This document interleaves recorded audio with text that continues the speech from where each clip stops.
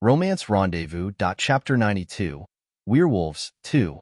John's POV. Who is there? I heard someone shouting from the camp's direction. Crap. If these people are all werewolves, then Jull may be in a grave danger.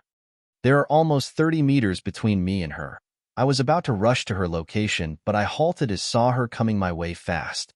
Thank goodness. I was about to get calm and put my guard down, but suddenly, a cold chill ran through my spine. Swoosh. An arrow was breaking the air, and its target was Jull's back. This bad. I've got to do something. There is no time to cast any spell. Jull is only 2 meters away from me now. The arrow is fast. There is only one way. I rushed at Jull with only one thought in mind and reached to her before a second before the arrow does. Just as I managed to push her with my right arm, the arrow pierced through it. Arrgh. Painful. So painful. Damn it. No.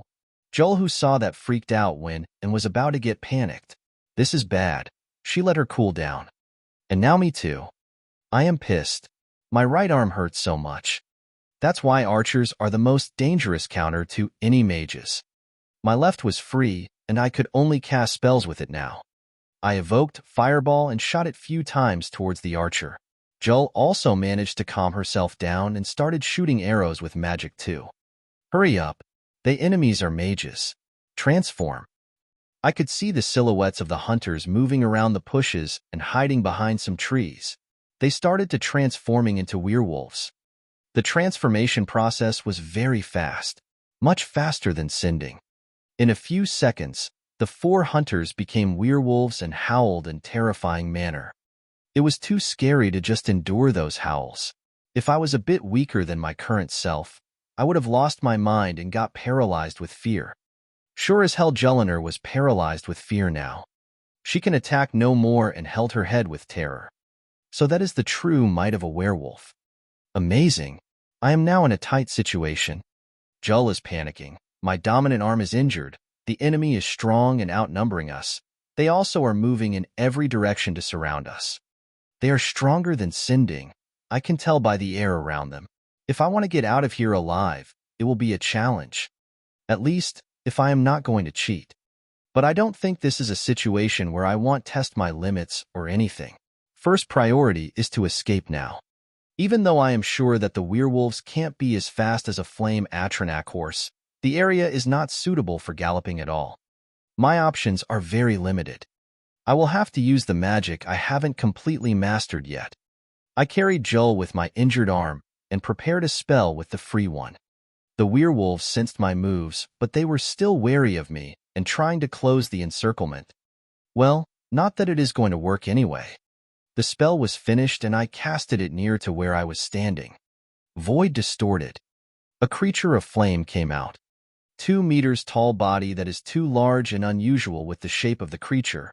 It also was standing on 2 thin feet with sharp talons. The creature spread its arms, and it turned out to be wide, large wings. This was the new form I created for the flame Paarthurnax. It was a giant hawk. A hawk of flame that is 2 meters in height, and its wing is almost 3 meters long each. As an Paarthurnax, it was not a real hawk except for its form.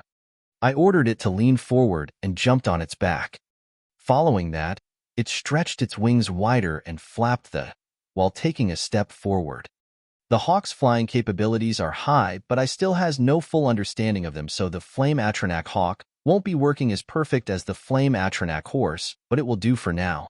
Romance Rendezvous. More than that, the flame Paarthurnax hawk is not using the normal way of flying like birds.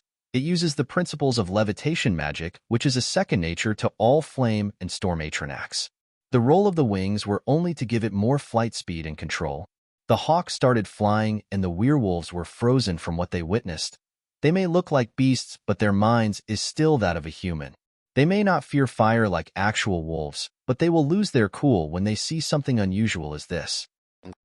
Just as we started to gain altitude, I charged a fireball spell and shot it at the place I was standing on just before I jump on the hawk. This will be enough to erase any trace of my scent. We returned to Falkreath.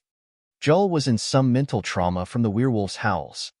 A calm spell was enough to make her return to her normal self, but she was still upset about losing her cool like that. It is not your fault, you know. But still, don't worry, it was just a mistake. We now know enough about them, and they can't come and attack us here. Jull was sitting in the room and was really pissed. I could only explain what happened to her so that she can cool her head. In my opinion, we were lucky to survive from the werewolves' encirclement, as we were not prepared at all. I was really reckless to think that it would be easy to track that sort of monsters in their habitat. And it was a good idea to develop the flame Paarthurnax hawk. If I didn't have it, I would have to fight 4 werewolves alone with Jull on a mental breakdown. Not that I can't fight the 4 alone, but I would have to suffer grave injuries, and there was no way to protect Jull around. The arrow in my arm hurt like hell, as its head was some sort of special arrowhead to bring down big animals. It hurt, but I managed to take it out and heal the wound with magic. I now need a new plan. I am not exactly after Hersen's ring, but I am after the cursed version of it. I had my own reasons. Now I know where the ring is, and I need move after its own. What I need to do is to make a werewolf to steal it. As long as it gets stolen, Hersen will curse the ring, and another reward will be available for retrieving it back to the Daedric Prince. That is the reward I am after. I still need to monitor cracked Tusk Keep. It will be a good idea to go there tomorrow. The problem is, Sinding and his pack will be alert to my movements now. They are after the ring too, but they will try to take it in the traditional way. I think it is by challenging the owner and taking it from their dead corpse, or getting it passed down by the owner will, else it would be cursed. In the game and 4 years from now, Sinding will have the cursed version of the ring, which means he will steal it or try and fail, looking at how I interfered with the future so far. This is getting complicated, but all I need to do is to keep watching them. Sinding's POV, to think I was followed, and those people could sneak up on us to this close distance. Torkild and Rissing, as well as Ariana and Heritar, were trying to track those people down, but to no avail. It is a mystery how we couldn't sniff them back. The more to the mystery is that they could summon that flying firebird. In all my life, I have never seen anything like it. They were mages. I said my mind. No shit. Ariana was angry and wanted to let out her anger on someone. She was about to come and pick a fight with me, but Torkild stopped her. This is not the time, he said. Someone else is on our trail. We don't know who they are, but they are not simple. We were lucky to get to notice them this time. If they were to go away unnoticed, we wouldn't have known how it would have ended for us. And what do you think we should do, huh? Heritar was as angry as his sister Ariana. We can't track them down anymore, but it seems that the vigil that appeared in Falkreath that morning is one of those too. Right, Sinding? Torkild said. Yes. I replied. He is most certainly the tall one. I don't know what they are after, but they didn't seem to be trying to attack us. They may be after the ring too, but I didn't feel that any one of them was a werewolf to begin with. Maybe some treasure hunter. Torkild said, what is the point of knowing that? We just need to kill them as soon as possible. Ariana said, we may not be able to. They can use some strange magic, and they will get prepared to fight us the next time we meet. I can only think that they are staying in Falkreath, judging by the direction they flew to. Torkild explained. He sure know how to deal with this sort of situation. He is the pack leader anyway. It was also said that he belonged to some family that was blessed by Hersen for many generations. More like cursed to me. The only thing we can do right now is to hasten our plan. We need to get the ring by force from those orcs. Torkild set the goal for the pack now. Doing this meant I can't return to the farm anymore. Why the hell did this happen to me from the beginning? I should have refused this curse and lived like a normal hunter. Now my life is ruined. No, there is a chance. I only need to get my hand on that ring and control this beast inside me for good. There is no way I can live like this anymore. Rissing, who remained in his beast form, was standing there silently until Torkild looked at him. Go sniff out the situation around Falkreath and crack Tusk Keep. We'll meet you at dawn near the road to the keep. It looked like the fight is happening sooner than I thought. Sinding, can you transform anytime soon? Torkild looked at me and asked. No, my body is barely moving like it used to be. I need few more days at least to transform again. This is the truth. Transformation is not something a new werewolf like me can do as these old ones. Then grab a weapon and get ready. At least you can do that, right? Ariana is still going on with bullying me again. I guess I need to listen this time around. I just need the ring and that's all for it. Jean's POV. The next day came, and we are readying for round 2. Jull is preparing her arrows with all the hate in the world. I kinda don't want to anger her from now on. Nefertiti was staying with the innkeep all the day yesterday and got angry with me when I said I'll be leaving her again. Sigh. I have to prepare a big reward for her after all of this is over. Sorry, little one. This worthless human will make it up for you later. Ignored. Completely ignored. My cat didn't even look at me. Hey, I will get you the fish you like. A lot of fish. Still no response. She didn't even look at me. I feel my self-worth as a cat owner is going down the drain. More like being owned by the cat now. This is bad. My Nefertiti never ignored me like that before. Sigh. I am truly sorry. Fine. I'll try to fix things later. Are you done with the annoying cat? Jull came to me declaring her utmost readiness for taking down some werewolves. Why? Just why do I have to deal with the 2 most stubborn females in the world in the same time? Yep, ready. I said as I went ahead. We went out of the inn and to the outskirts of town. It was still early in the morning. Just as we found a safe place, we summoned the flame horse Paarthurnax and rode to the keep. If my guess is correct, the werewolves should be moving too. I hope it all turn out well. Chapter 93, The Battle of Cracked Tusk Keep, 1. Jean's POV. The journey to Cracked Tusk Keep was not long. A flame horse Paarthurnax is the fastest way to travel on land ever known in these parts, and I am proud to be the owner of the spell. Keeping the alarm and scan spells casted was already a second nature to me. Nothing could escape my detection now. Due to that, I managed to find one of the werewolves sniffing around Valkyries last night, then went in the direction of Cracked Tusk Keep. This meant that the werewolves wanted to move earlier than what they planned to. I need to arrive before them if they haven't arrived yet, and make the necessary preparations. I am carrying my Skyforge saber and 2 staves on my back.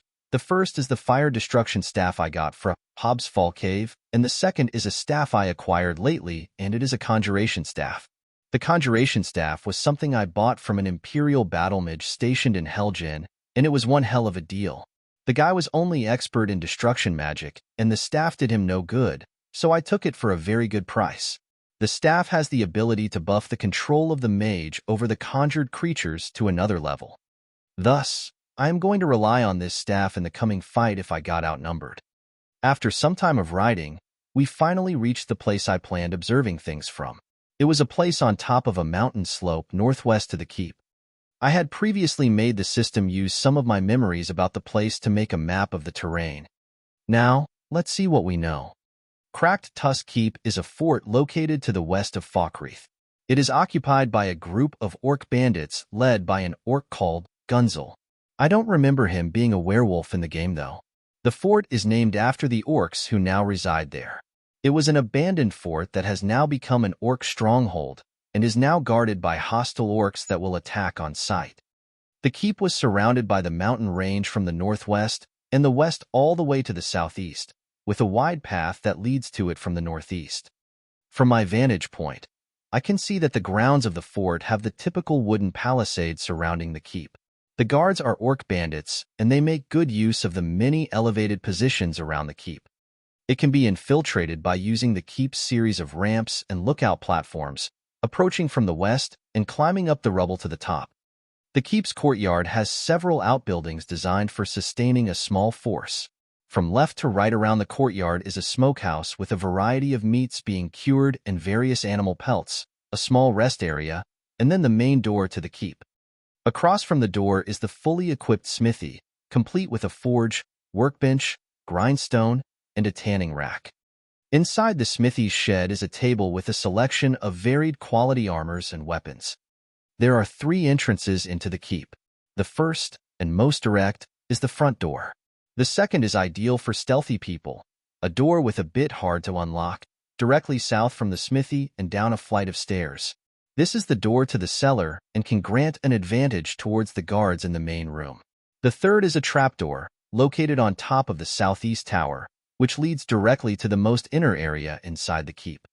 The fort may look damaged, but it will need a small force to force the way in through all those orcs. The number of the orcs itself has exceeded my expectation. I thought it would be something near to the number of cultists in Hobbsfall Cave, but the number of the orcs here is around 100 orcs, all armed and alert. I was greatly taken aback by that. It's impossible for all of that number of orcs to be werewolves. Maybe some of them, but certainly not all. There were males and females, which is rather unusual for an orc settlement. Orc males tend to leave the settlement when they reach a certain age and have no right to inherit the chief position unless they challenge the chief in combat and slay him, even if they were father and son. That's why most orc settlers should be females that serve that chief, the alpha male of the settlement. But to me, it looked like a combination of orc males and females, young and old. Interesting. I know that there is a certain treasure in the keep other than the ring, and I intend to steal it. Wait a minute. The ring and the treasure. It makes sense now.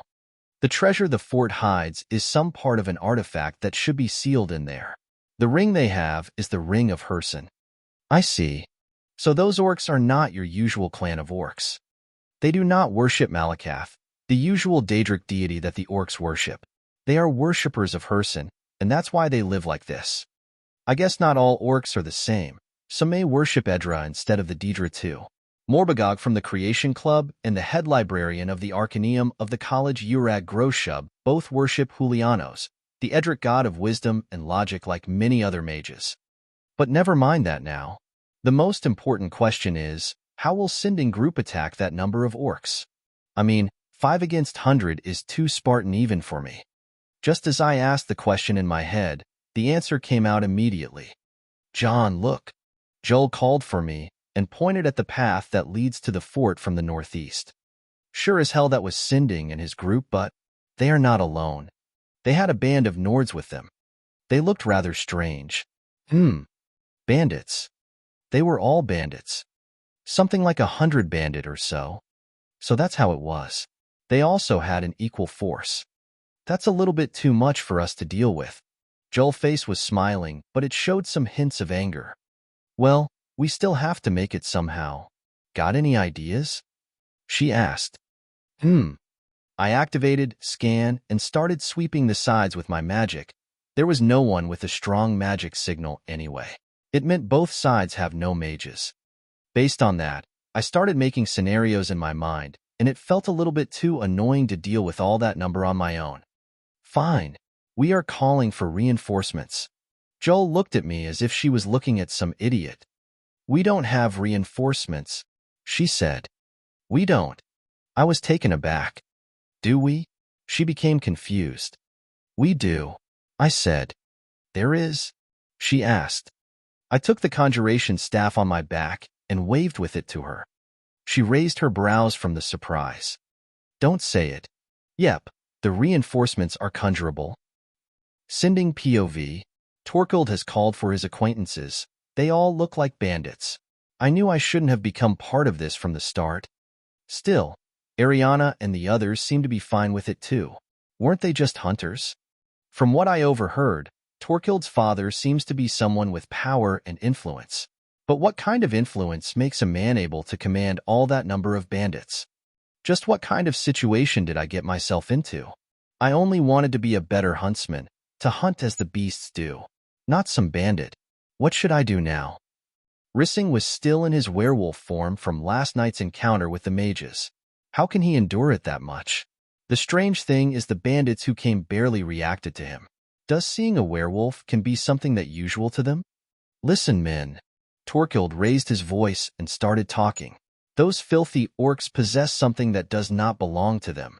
It is a treasure that was passed down from Lord Herson to his chosen ones. We are to retrieve that ring no matter what. Prove your worth in battle, and all the treasures in this fort will belong to you. Yeah. Kill them all. Kill. Kill. Kill. This is madness. Why am I going to participate in a skirmish like this? Sinding, I am leaving the archers to you. Torkild turned to me and said, Damn, I am too deep in this now. Fine. What do you want me to do? I had no choice but to comply. Go to the south with 30 men, take down anyone on the south tower and the courtyard. Once we break the gate open, join the attack with the men. Easy, I'll do it, I said. Actually, I was afraid of joining the fight head-on without transforming, but it will be safer that way. Still, I felt somehow uneasy. That mage from yesterday is still in my head. I commanded the men and took the high ground on the south. The orcs tried to shoot us, but we were already prepared to fend off the arrows with our shields. Torkild, Ariana, and Heritar started transforming into werewolves and joined Rissing. Their howls marked the start of the skirmish. I spotted some orcs on the tower and gave the order to shoot them down. They also started shooting at us, but it was rather not that threatening for both sides. Almost an hour passed. No sign of our force breaking into the keep anytime soon. The moment they move forward, they face a volley of arrows and stones from the keep. Only around 7 died on both sides with some injured people, but it seemed that it will take some more time. I was too focused on the keep that I didn't realize something was going on in the north. The moment someone pointed it out, I noticed a strange light coming from the slope to the north. Seemed like fire. I suddenly saw something terrifying. I realized what it was. Retreat. Tell Torkild to retreat. I shouted as loud as I can. My fear was on the spot. The mage is here. John's POV. A few minutes earlier, the bandits started to apply their plans.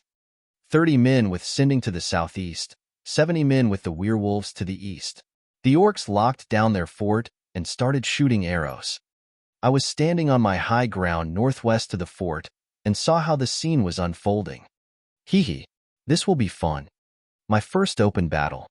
It's only 100 bandits against 100 orcs, but shame on me if I didn't mess it up. Okay, let's get down to business.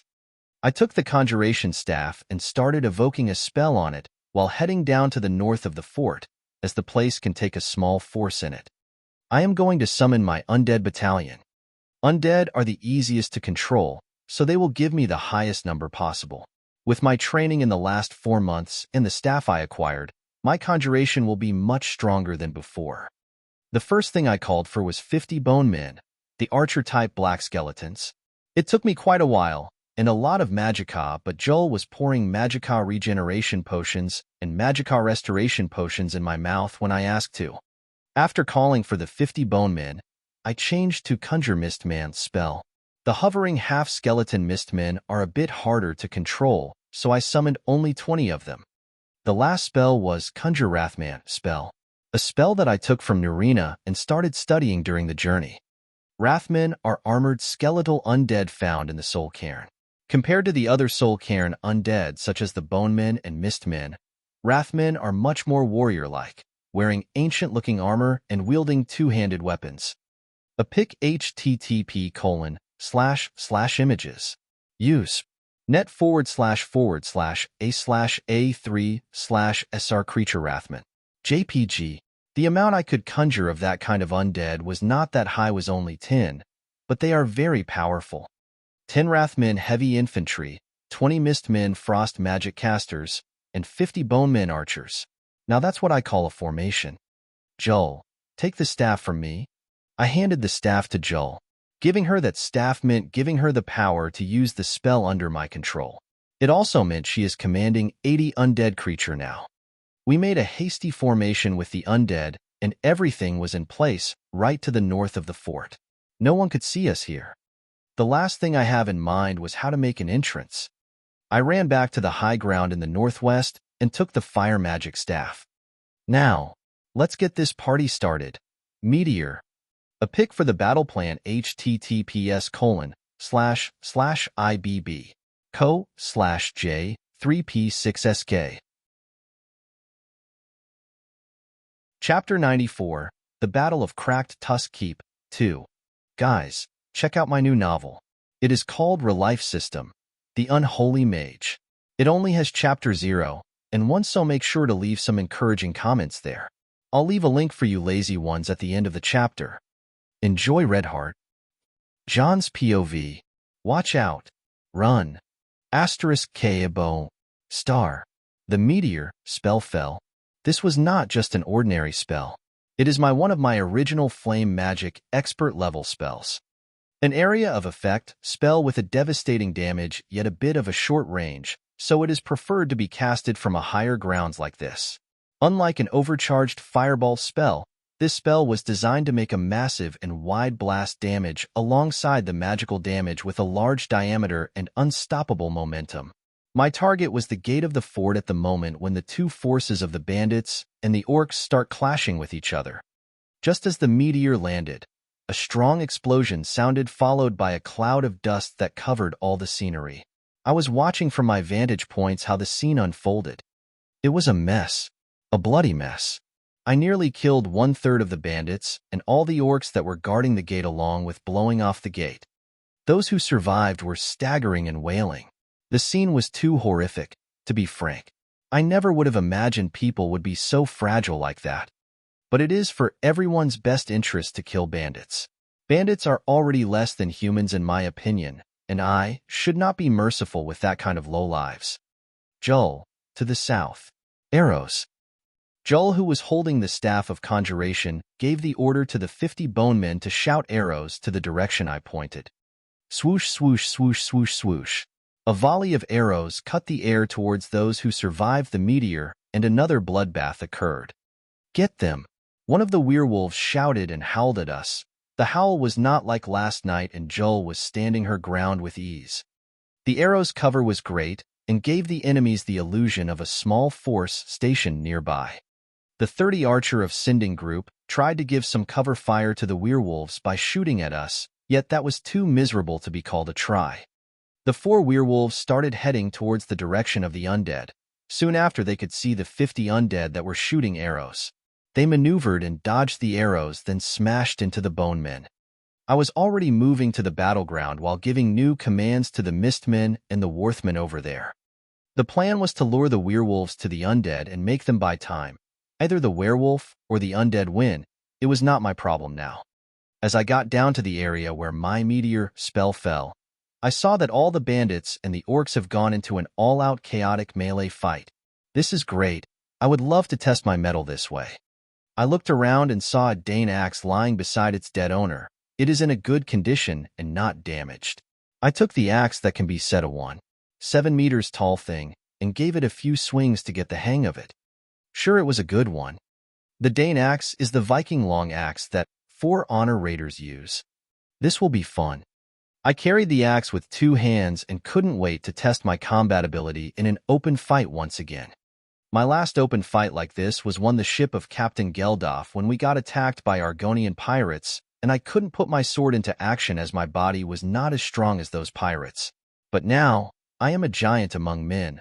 I will use this axe to put all of that size to good use. Now, Ehem, Sovngarde. I shouted my battle cry and rushed at the enemies. Sinding's POV. Sovngarde. What was that? What is that voice? The men are throwing their weapons from and screaming just from hearing it. I am frozen by it too. Something is wrong. Who is that? Wait, isn't that supposed to be the mage? Why is he holding an axe and swinging it at us? He is killing us and the orcs at the same time. One swing of his axe can take 3 lives just like that. Who is? What in oblivion is going on? I can't see this. This is madness. We are all going to die on his hand. *: Star. Who is? That is another werewolf. Not one of ours. Probably an orc. So they decided to join the battle too. That means the ring is on one of those werewolves. There is a total of 3 of them. 2 of them is assisting the rest of the orcs. 1 of them is heading towards the mage. Good. I hope they take each other to oblivion. I need to deal with this mess somehow. The 4 werewolves on our side went to deal with the enemy that was shooting arrows at us, but it seems they will take time. Painful howl. What is that? The mage is. He is beating the werewolf with the blunt side of the axe. He is breaking its limbs? Crazy. Too crazy? Can anyone actually be able to do that? The werewolf is suffering a lot of injuries, and its power is fading.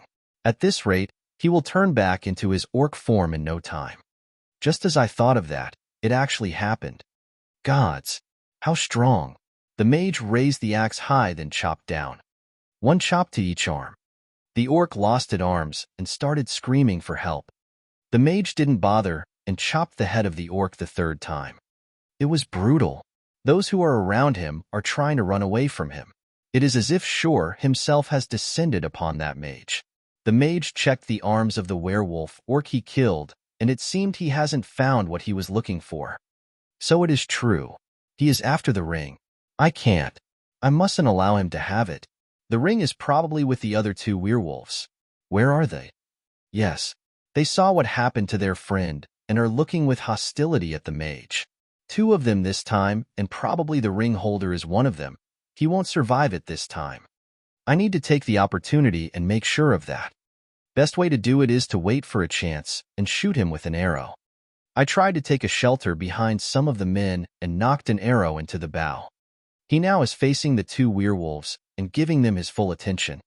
The moment one of the werewolves swings its arm at him, the mage used the blunt end of the axe to push the werewolf away and continued with a slash towards the other. He is not going to retreat in front of two werewolves. I thought he may be pushed back, but he is the one taking the advantage alone. Incredible. What a fighter.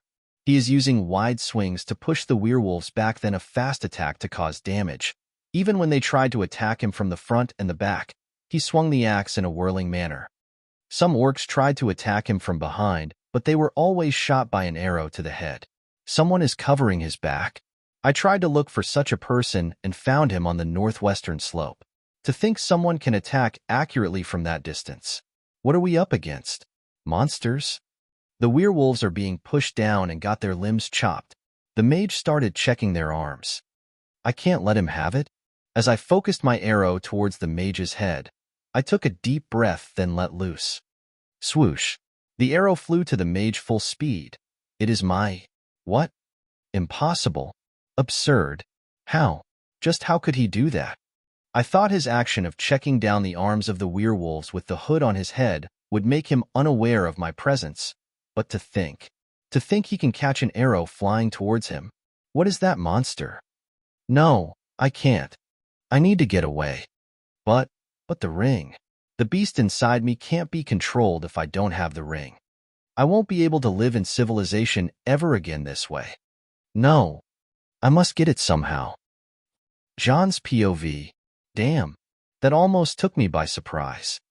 I caught an arrow with my hand. Actually, this is too cool. I never knew adrenaline could help me do that.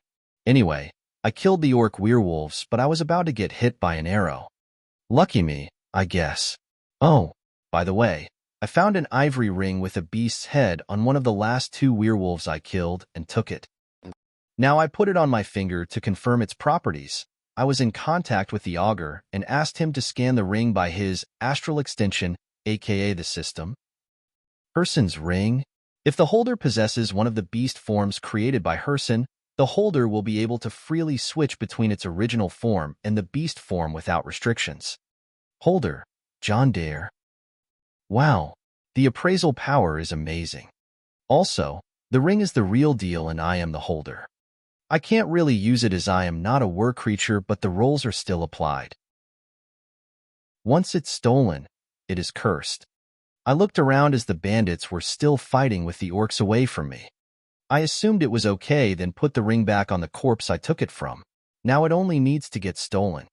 Anyway, where is Jull now? I looked at the vantage point and waved at her. She waved back to me, meaning she got the signal. I pointed to the undead location. She gestured with her hand as the undead were still fighting their werewolves. This is all I can get from her by this way of communication. I made another gesture which she understood. She then aimed her bow at me and notched something on it. She raised her bow a little to correct her trajectory, then shot it at me. The projectile was too big and slow to be called an arrow. It was the staff that I left with her. Just like that, I caught the staff when it was flying away by grab, spell, and held it in my hand. I now have control over the undead again. While being in a battle, I shouldn't really lose focus, so I took myself to the side while swinging the axe at the enemies in my way. Just as it was safe, I let my magicka seep into the staff and got to see through the eyes of my undead. Their number was reduced from 10 to 7 Worthmen. 20 to 11 mist men, and 50 to 13 bone men. The original plan was to hide the powerful Warthmen and mist men between the weak bone men, and when a powerful enemy attacks, they get decimated by the hidden powerful undead. The sharp decrease in number was due to the werewolves' charge, but the Warthmen took care of everything now. From what I could see, 3 werewolves were already down, and 1 was desperately fighting. Good. I still need that one, so I am calling the undead here. I will make them cover the eastern area to prevent anyone from escaping. I also started to summon some more Wrathmen to add to the power. The last werewolf was confused when the undead stopped their attacks when they were about to hit him and moved away. Anyway, there is no time for that. Now, I need a werewolf to steal the ring. The only 2 available are Sinding and that other werewolf. After checking around for a while, I hid myself to get a better look at the battle. More than half of the enemies were already dead. Some started to run away, but my undead were onto them. It was a desperate fight for a while until the last werewolf returned. He looked around, then spotted the dead werewolves I killed. Just as he saw them, he ran on all 4s and pushed the evaded the enemies on the way. He then started checking the corpses of the werewolves and found the ring. I could already see how it was excited when he saw the ring, but he didn't dare to put it on. Boring. He seems to be knowledgeable about the curse. I went out of my hiding and charged at him. He saw me coming and tried to prepare, but I casted a fireball at him that pushed him by its blast, then I chopped down at his head, taking his life. Sinding was not nearby as he was dealing with the undead that attacked from behind. I'll call them off. I headed to the fort's direction and signaled for Jull to come. She went down and ran to me. See that Sinding? Make sure he gets the ring. Yes. She was determined as I am. After that, I started to cast Banish on my undead to send them away. That would make Sinding more willing to come back for the ring. But I still have another task in mind. I need to finish off all the orcs in the fort and chase the bandits away. Chapter 95, Met By Moonlight, 1. Cleaning the courtyard of cracked Tusk Keep was done pretty quickly. The keep fort itself was locked from the inside. I will deal with it somehow, but I had to make sure no one is alive around. Jull confirmed that most of the bandits escaped the place, but Sinding was still around in the woods. I am waiting for him to make his move. Meanwhile, I started going with the rest of the preparations. There was some stuff notable in the courtyard, like some Orcish armors and a lot of weapons that will sell for a good price. The orcs are known for their smithing work, so I guess the price will be good. I wanted to take these weapons with me to Winterhold to lessen Wulfr's workload, but it will be impossible as I don't have the liberty to travel this slow. My business in Falkreath will take a few more days at most, so I need to finish up quickly. Having these thoughts in my head, I started looking around the yard and found something good. Some horses in a stable and 2 carts. Now I can loot the whole damn fort if I wanted to. I conjured 10 bone men to do the work for me. Bowmen can put down their bows and arrows, then do whatever I tell them to do. I could have reanimated some dead corpses to do the work for me, but I hate that kind of necromancy. Not as if I am some saint or anything. It is just about corpses. They smell bad. The bonemen started moving the carts and carried all the items I want to loot in them. I was tying the horses to the carts as it was a bit complicated for the undead to do. Just as I made sure the place was cleaned, I headed to the fort. Spell showed me that there are some people fortified in there and are on alert. Their number was around 20. No problem. Outnumbering me is a foolish move anyway. I called back the Wrathmen that were left out, and they were around the same number. Sheath your weapons. Carry that large log over there. Bring down that gate. The best point of the undead is their absolute obedience. I love those cute bone walkers for a reason. They did as I ordered and brought the large lock. I can easily break the gate with a strong magic, but I wanted to make it feel like some sort of siege scene. All in all, it was just me screwing around. The knocks on the gate with this primitive ram sounded high, and the movements inside intensified. The ones inside probably are preparing for an emotional last stand. In a minute, the gate was forced open, but the people inside were trying to block the door with all the stuff they have: chairs, tables, chests, you name it. I increased the number of the Wrathmen, then called them away. After that, I went to the blocked gate and placed a magical rune spell on it. It was a fire rune, but not the typical one. This one was a bit too intense, so I added a few more. Going back behind my undead, I evoked a simple firebolt, then, K-bone. I am going to get high on this. Maybe I am just a psychopathic pyromancer, fire mage, but I think this has something to do with my firemain blood lineage. I am starting to use fire magic more than my favorite lightning magic lately. Will I become an arsonist? I know that Jonrad Firemain, who is my father, is a powerful pyromancer and a dragon knight at that. Can it be that I am getting some passed-down genes from an arsonist? Cool. Somehow I am straying from the main topic a lot lately. The gate was already clear. Go in there. Kill whoever you see. I passed down the order to the undead around me, and they took action. It feels so damn good to control that much troops. I don't want to join a war or anything, but this small's battles actually gives some sense of pride to the victor. Anyway, screams and wails for mercy sounded from the fort. Their orcs are actually bandits. Why am I being treated like the bad guy? I went to check the situation in, and it seemed it was done pretty quickly. You spread this direction. You the other direction. You follow me. I started searching around the fort for valuables and got some good loot. I started distributing it into some empty containers and commanded the undead to take them out. After I finished the upper part of the fort, I went down and found a kitchen with nothing interesting in it. I passed the kitchen to another room, small corridor behind it that led me to the back door of the fort. There are also some stairs that led to the basement, or rather the vault. Hee. I knew it is here, but I didn't find the key. In front of me was a passage blocked with strong steel bars. I saw that mechanism before in Hobbs Fall Cave. It needs some lever for activation. I knew where it was too. Just on my right, there was a hole in the wall sealed with a metal plate that had a lock on it. Sigh. Time to remember Delvin's old lockpicking lessons. I took out a small knife and a lockpick from my small bag and started the annoying work. The lock was hard, but using scan spell was cheating itself, so it didn't take me long. Just as the lock was picked, the metal plate was now movable and the lever behind it appeared. Moving it made the steel bars that blocked the path move away. Hee. Now it's your turn, guys. I said as I looked at the undead behind me. If these guys were alive and knew what I was about to do, they would have cursed at me with all their vigor. From my past life knowledge and my scan, I realized that the walking ahead like this is only a corridor to hell. The amount of traps ahead from now on is terrifying. A terrifying amount of traps? Sigh. I wish. Now my plan was simple. Rather than going around all these traps while jumping up and down like a dork, why not make our dear undead clear up the traps themselves? On my command, the undead went into the corridor and from it to the vault chamber like a stream of water. All sorts of traps went on.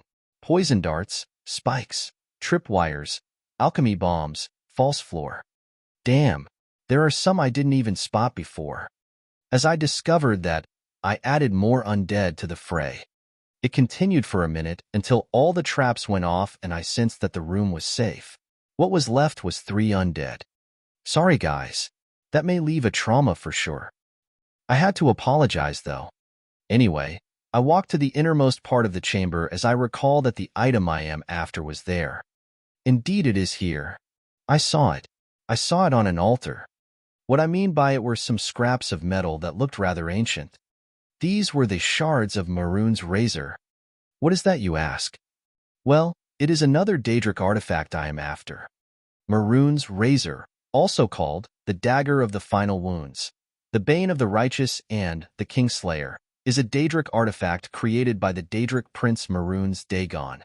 This powerful ebony dagger has the ability to kill instantly, as there is a small chance that Dagon will claim the souls of those struck by the razor. It is Daedric in appearance, emblazoned with a Daedric script and seemingly able to drink the light that hits it. The razor is Maroon's Dagon's personal artifact. It has always heralded bloody change and carnage. Speaking of Maroon's Dagon, he is formally known as the Exalted and Most Puissant Lord, Jiren of Dagon, Maroon's, also Maroon's the Razor, Maroon's the Thieftaker, Maroon's God's Body, and Maroon's the Red Arms that went up, is the Daedric Prince of Destruction, Change, Revolution, Energy, and Ambition. He is associated with natural dangers like fire, earthquakes, and floods. And now I have the shards of a weapon that is favored by such a Daedric prince. The shards were only the blade of the razor. With this in hand, 3 items left to bring that terrible weapon back to life. Even though the dagger has the ability to kill instantly, it is only a tiny chance, like 2%, but the weapon itself is fairly powerful. Now, let's collect that thing and leave. I still have more important matters to attend to. Just as I got out, I banished the undead after they loaded the 2 carts with all sorts of loot I found in there. I wasn't ready to move yet as I still have the matter about the ring. I hope Sinding is not a coward and ran away long ago. Just as I left the fort, I looked around and saw the figure of Julliner waving for me. I approached her, and she came from her hiding spot. He came and took it. Did he put it on? Yes. The moment he did, he started turning into a werewolf. Did you know this would happen? Kinda. He seemed desperate to me. Where is he now? Over there. He seemed a bit in a daze after he turned again. Of course, he should be. He took the ring to control his transformation, but instead he transformed once he took it. I followed the trail of tracks to the woods nearby and found a werewolf hitting the trunk of a tree. I see. Give it back, I said. Huh. He turned around to look for me. He was angry, but he could do nothing. Go away. He picked a stone from the ground and threw it at me. His voice was a bit funny in that wolf form of his. Give it back or else. I warned once again. Gah. Sinding lost his temper and attacked me. Fast, powerful, but still not enough. Die. Roar. Gah. Swing after swing, charge after charge. He already was losing his stamina too fast. This meant he will turn human soon. He tried to attack me with everything he got, but I evaded and jumped behind him and gave him a hug from the back. Nothing romantic here. Just endure this if you can. I carried Sinding and took him down by a suplex. GH. Not human yet. I guess we will keep going. I took him another suplex, then another one, then another one. Every time he fell, he was groaning from pain. Suplex City is Skyrim. After 7 suplexes, Sinding was too tired to continue and changed into human slowly. I took my saber and pointed it to his neck. The ring, I said with cold eyes. Sinding was huffing for breath and squirming from pain. He looked at me with eyes full of hate. Take it. He threw the ring at my face. May it bring upon you 1,000 curse. Thanks. Let's go. I took the ring and left just like that, but before I leave, I left a pinpoint mark on him. With this, I can always know his whereabouts as long as he is within 5 miles of me. I walked back to the fort and took the carts, then headed to Falkreath. I still have things to do. Chapter 96, Met By Moonlight 2. Sorry about yesterday, guys. I had some nasty flu and it was annoying as hell. Here is your new chapter. Enjoy, Redheart. The road to Falkreath was as peaceful as ever. I was driving a carriage and Jull was driving another one. The carriages were full to there with Orcish brand weapons and armors, as well as drinks, cloth, books, and money. These things have a very good price in the market no matter where one went. Once we arrived at Falkreath town, we started making fast arrangements to sell the loot and reported our clash with the orc bandits at cracked Tusk Keep. The news was too shocking as the guards were suffering from these bandits, and it seemed a lot of trouble was caused by them. Once they heard the news from me, they sent a party of guards to go to confirm the deed. It took them a few hours, but everything was confirmed in the end. The news spread around the town like wildfire, and Jarl Dingir of Stun invited me to his longhouse. He thanked me a lot for getting rid of that thorn in his side that caused harm to the people of his hold. This was not the first time we meet each other. We shook hands before when I was participating at the tournament of the High King, and he invited me to his hold.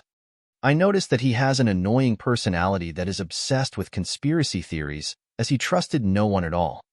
Let's just say that I managed to get on his good side, as he wanted to make me stay in his hold as a thane and promised he would help me gain some merits in the hold, but I had to decline that one. It is not beneficial for me yet, so I kept saying that I am on a training journey and so on. After he accepted to let go of me, I headed back to the inn and ate a good meal. Nefertiti was still angry at me, and didn't even reply to me. She kept looking away every time I tried to talk to her. I was a bit sad, but it seemed that I am going to take her with me tomorrow no matter what. It will not be anything dangerous, and I will be the one doing all the work, so Jull can take care of her while we are walking in the forest. This left me with one last thing in mind. How to contact Herson. I know how, but I don't think I know where the mean to communicate him is. In the game, the player had to kill a certain beast to commune with the Lord of the Hunt. Beast. I killed bears and trolls before, but Herson won't appear with just that. Now that I think about it, when we were coming from Helgen to Falkreath, there was a certain beast that appeared and drove away the wolves in the area out of their habitat. That beast may fit the conditions. I went to the inn's hall and talked with some hunters about the beast. Apparently, they have this rumor about the beast that is protecting the deer and the elks in the forest from the wolves and the hunters. Many search parties were dispatched to get in touch with this beast, or even hunt it down, but it was mostly useless. This made me consider my opinion even more. Maybe this beast is exactly what I am looking for. I had to sleep early that night to have an early start tomorrow. An early start is planned. Good morning, Skyrim. Another one of those chilly mornings of Evening Star. December. The weather is cold and dry. The snow finally started to fall, and the winds are carrying the chilliness of Jull Mountains. In this morning, we had a fancy breakfast and a fast preparing. I was given a permit to hunt in the woods of Falkreath to not be considered a poacher. Poaching is a serious crime in Falkreath as a town of many hunters. As we got out of the inn, we saw a lot of snow.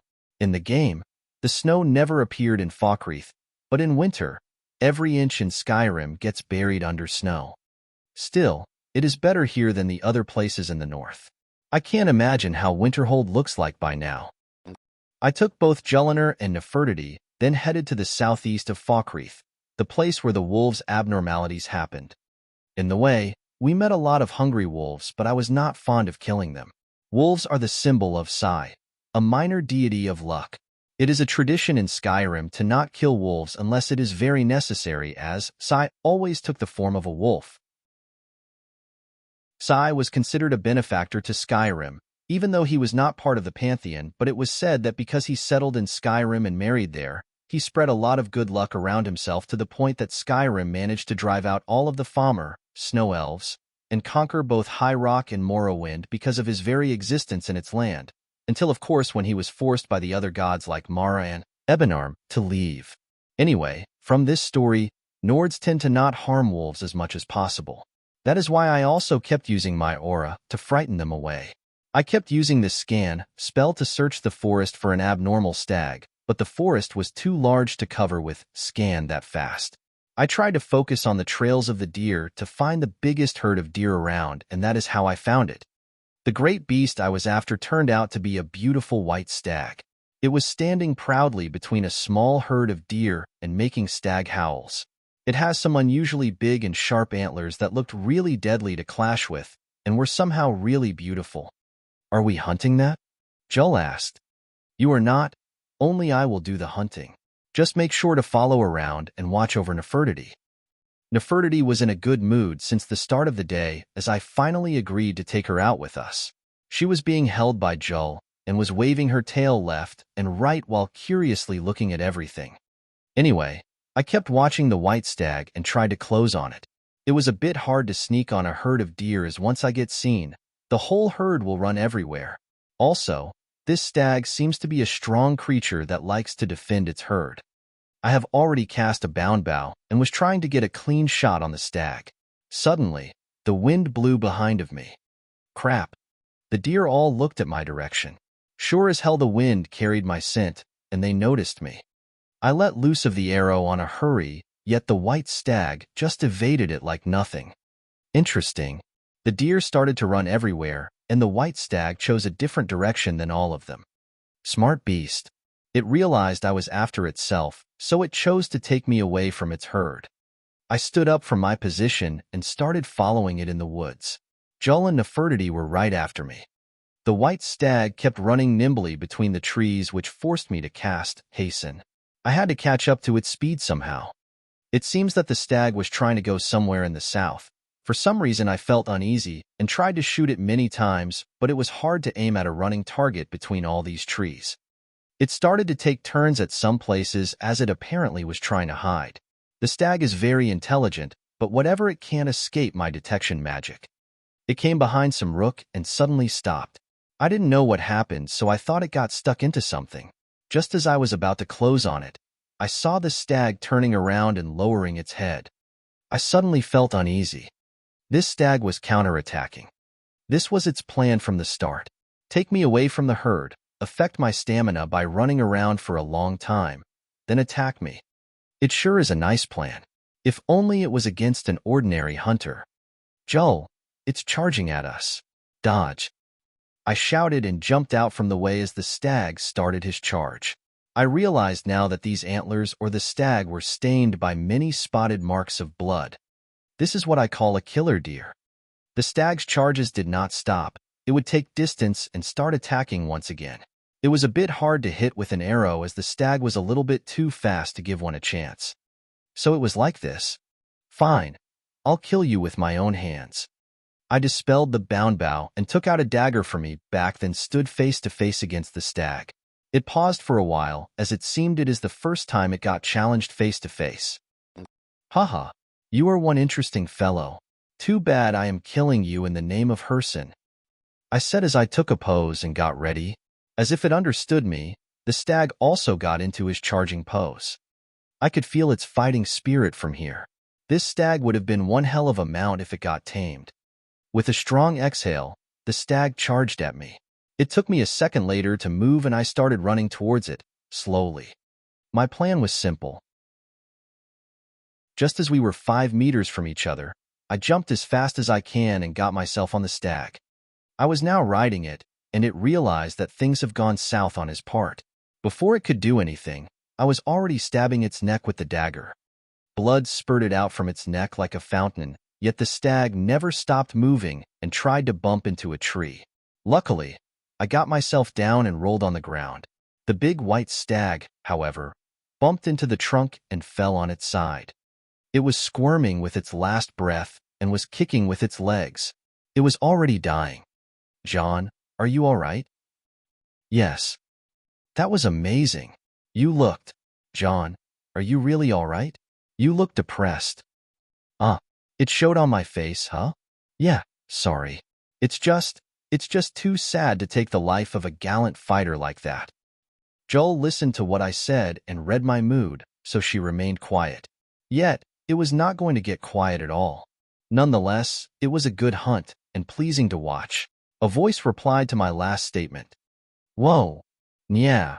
Jull jumped from her place like a frightened cat, followed by Nefertiti, who was actually a frightened cat. John, get away. As I haven't moved, Jull tried to warn me. I simply turned around with a natural expression on my face. I saw a specter of the stag I just killed standing right behind me. Didn't I just kill you? I asked, even though I know the answer. Wel Met Huntsman. I am the spirit of the hunt, just one glimpse of the glorious stalker that your kind calls Herson, the one you hunt in his name. The specter was talking to me. It was an aspect of the Daedric prince of the hunt, an aspect of Herson. If 't be true so, may I ask for thy favor, O glorious stalker. I seek to return the stolen ring to its lord and remove the curse from the one known as Sinding. I said as I took out the ring and presented it to the aspect of Herson. The specter looked between the ring and me, then said, I may consider it, but you must first do a service for my glory.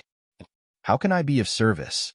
The one who stole is fleeing to what he thinks his sanctuary, just as a bear climbs a tree to escape the hunt, but only ends up trapping himself.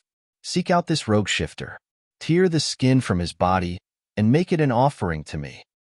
So it will come to this anyway. I hear your command, I said with respect. Fly, my hunter. There are others who vie for my favor. A bit of competition. Don't dally while the prey flees. As the aspect of Herson started to fade, it left me with those words. The strange thing is, its eyes were not focused on me. It was looking at Nefertiti. Chapter 97. Met by Moonlight 3. This is truly unpleasant, but I couldn't make heads or tails of it. The way the aspect looked at Nefertiti was weird, even though she didn't react to it at all. Maybe Herson is a fellow cat lover. Anyway, I should just put the idea in the back of my head now. I should find where Sinding has gone. In the game, after the player takes the ring back from Sinding and offers it to Herson, Sinding would escape to a cave called Bloated Man's Grotto. Bloated Man's Grotto is a small cave which leads to a vast glade. There, Sinding will be hunted. As the aspect told me, there will be more competitors for Herson's favor. So, I summoned a flame Paarthurnax horse and took the road to the north at full speed. Jull followed behind me while carrying Nefertiti. Bloated Man's Grotto is located outside the hold of Falkreath and can be accessed only through the Whiterun hold. This made my day even harder. If my calculations are correct, I will reach the cave by sunset. Now is still not noon yet. I was hoping to find Sinding before he gets to the cave, but it was surely just some wishful thinking. The werewolf must have traveled all night till there. I sure arrived at sunset. It was a horrible long ride. Even though the road was straight and open, we bumped into some travelers who lost their marbles when they saw the flaming horse and its ghost rider. Me? Ghost rider? I am 60 times sexier. Sigh. Anyway, the path leading to the entrance of the cave was marked by a pile of stones with human bones and a skull lying on them. It sure looked dangerous, but we stopped to rest there before we go in. Jull dismounted her horse and sat on the ground. Are you all right? I asked. My butt hurts, my back hurts, my neck hurts, my head hurts, everything hurts, she said. Probably the high-speed non-stop ride was too much for her to handle. Nefertiti was already passed out too. Okay, you can rest a bit, but there is no time to laze around, ladies. We have an innocent werewolf to slay. You are horrible, she said while looking at me coldly. She was indeed tired. Well, we can rest a bit before we go in. I don't think anyone has arrived yet. Just as I was about to sit, I heard, "Gah!" A miserable death shriek. This came from the cave, Jull said as she jumped up. Yep, this came from inside the cave. I am going in. I stood up and walked to the cave. Can we wait here for a bit? Jull asked with teary eyes. A lot of hunters may come to this place anytime soon. It will be problematic to face them on your own. Guh, fine. She took her bow out and readied some arrows. We went in just like that. The entrance of Bloated Man's Grotto led into a natural tunnel. The tunnel was a bit narrow, but we went in just fine. After a bit of 100 meters in, the glade surrounded by short cliffs appeared, and it was truly a place of natural beauty. What ruined the beauty of the place was 3 corpses lying around and were miserably cut to shreds. Looking left and right, I noticed a lot of fighting marks. After trying to detect the area with magic, I noticed a lot of signals from the northwest. The hunters are here already? Already? It seems so. What will we do then? Jull asked. You kill the hunters that obstruct my path. I will take care of Sinding. We started to run to the place I thought Sinding will be in. Just as I arrived, I saw some hunters and bandit-like people trying to surround a certain place. Wel met. Did any one of you see Sinding? I asked them in a friendly manner. One of the hunters looked at me as if he was looking at some idiot. He came to my direction and blocked my way. This is our hunt. Piss off. Take a cookie. I offered the man a thunder cookie to his chin. As expected, his chin couldn't handle it, or maybe all of his head was not to be found anymore. Poor thing. What? No. The other hunters were frightened and tried to do anything, but Jull was already killing them. I think we are a good team. I kill. She kills. They get killed. Sinding, I came to see you, buddy. Come out, wherever you are. It's you. Sinding was in his werewolf form and appeared to be really pissed at me. He was stained with blood, as it seemed he has killed a lot of enemies. Ready for round 2? I asked with a grin. I can't help but be the bad guy here. I can't stop you if that's what you want to do. Herson is too powerful for any of us to oppose. But, save your breath. I don't intend to let you go. I said it straightforwardly. Sinding looked at me then nodded. So be it. Then he ran the other direction. I evoked Chain Lightning spell and started spamming it on him. In his werewolf form, he was fast and a little bit hard to aim at. He started climbing some old structure and hid behind the walls. I knew he was trying to ambush me. Still, the good point of Chain Lightning is its bouncing ability, so I could even catch him behind his cover. After he got struck by me again, he started running and jumped from the other side of the ancient structure. I followed him, but it would take me some time to get down. My head came to an answer, and I cast another spell. Void distorted, and a flaming creature appeared. The flame Paarthurnax hawk with his mighty looks came out. I jumped on its back and ordered it to fly. The spell was not perfect yet, so the highest I can get is about 10 meters from the ground. But from this high ancient structure, the hawk can glide its way down. The hawk was following Sinding, who was not yet aware that I was right above him. Just as I was on the right altitude, I jumped from the flame Paarthurnax hawk with my saber in hand, aiming at Sinding's back. Just before I could reach him, Sinding noticed my shadow and looked above to see me falling on him. He tried to do anything, but it was too late. My saber was already going through his skin, flesh, and vitals. Gah! He screamed from the pain, yet he used his monstrous strength to grab me and throw me away. It was not hard to endure as I managed to flip myself in the air and land on my feet. Looking back at Sinding the werewolf, he was crawling on the ground on all fours, muttering something. Then he breathed out his last breath out. That was not hard. Jull, I am done here. I yelled to Jull. Me too. I am coming. She killed all of them. Impressive. Jull came down and looked a bit excited. What happened? No, I was just killing people a lot these days, so it felt fun. This? Sigh. Anyway, hand me the skinning knife. Jull took out the knife. It has a wide and short blade that is specialized in skinning animals. Dismantling was something I learned from my teacher in Riften, so it was not that hard for me. But it is my first time skinning a werewolf, and it was troublesome, but I managed to take most of the hide. Putting the hide aside, I was about to start thinking of what will happen now, but the answer came by itself. You've done well, Hunter. The scary aspect of Herson appeared once again. This time, it looked like Sinding in his human form. I did as you asked, I said as I presented Herson's ring to the aspect of Herson. You did, and found mine favor. That skin will serve you well, child. Look more closely at it. My glory shall protect you from all this world's grievances. As the aspect of Herson said that, the ring disappeared from my hand, and the hide I just took from Sinding's werewolf corpse started changing into something different. Finally, what I was waiting for. Whoa. Jull, who was standing on the side, started to look taken aback. After a short while, the hide turned into a cuirass. The Savior's hide. Good hunting. The aspect of Herson left us with these words. Yet, I sensed some mockery in them. What does that mean? Savior's hide, also known as Scourge of the Oathbreaker, is a Daedric artifact commonly associated with Herson. The name Savior's hide is usually associated with just the cuirass, but a full set of the hide once existed. The cuirass can be easily put on and was super light. Its weight is less than the leather armor, and its sturdiness is that of the ebony armor, the strongest metal in Skyrim. This armor is by far the best light armor for traveling. It doesn't stand out too much if one just put on a cloak on it. And of course, unlike the game, I'm wearing pants with that thing.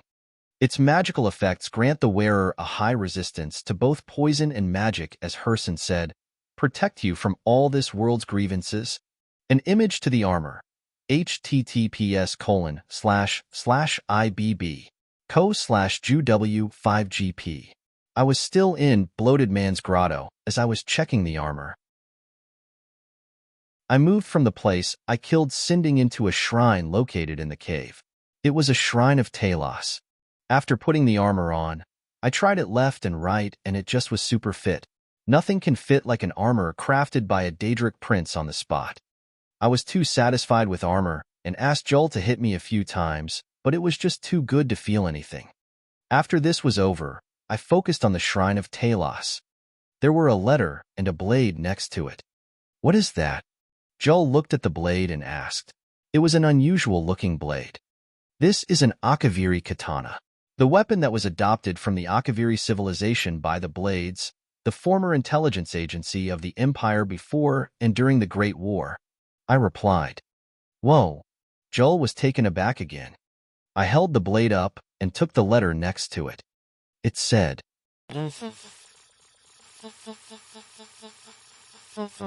To he who finds this, know that I, Acilius Bowler, last of the Blades to survive the attack on Cloud Ruler Temple, took refuge here, in this ancient sanctuary. The Thalmor have come for me, but they shall not desecrate this place. I go forth to meet my death with honor. If you are worthy, take up my blade and do the same.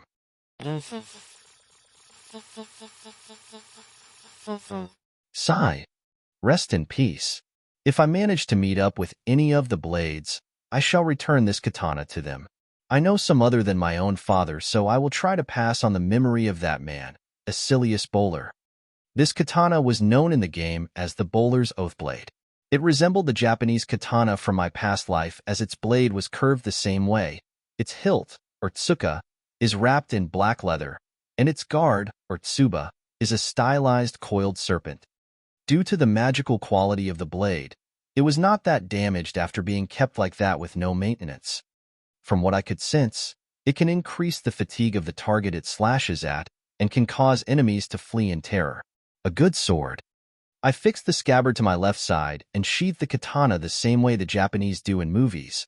I think it was called the Okuden Nodo. Fufufu. I always wanted to do that. This was one of my past life regrets that I finally managed to achieve it in this life.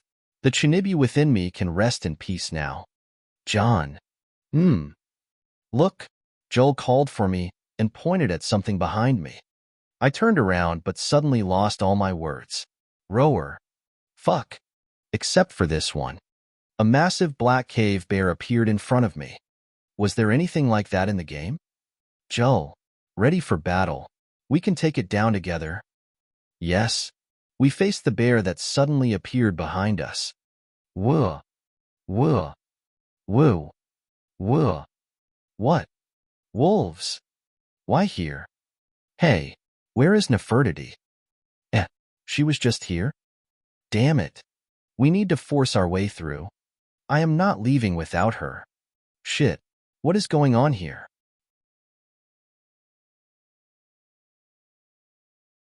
Chapter 98. Met by Moonlight 4. Someone said in the last chapter comments that Nefertiti became somewhat absent. Well, here you go, Jimmy. This is an 80% Nefertiti POV chapter. Enjoy, Redheart. Nefertiti's POV. Human. What are you doing, Naya? Sorry, Nefertiti. Just wait here. Human carried Meow and put Meow on the ground.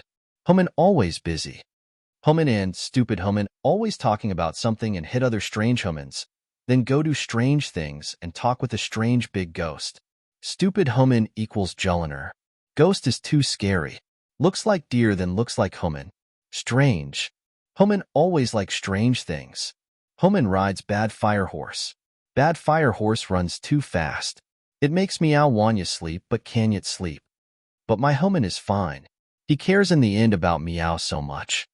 But why is he playing with a strange stick? Humans like to hit each other with many strange sticks.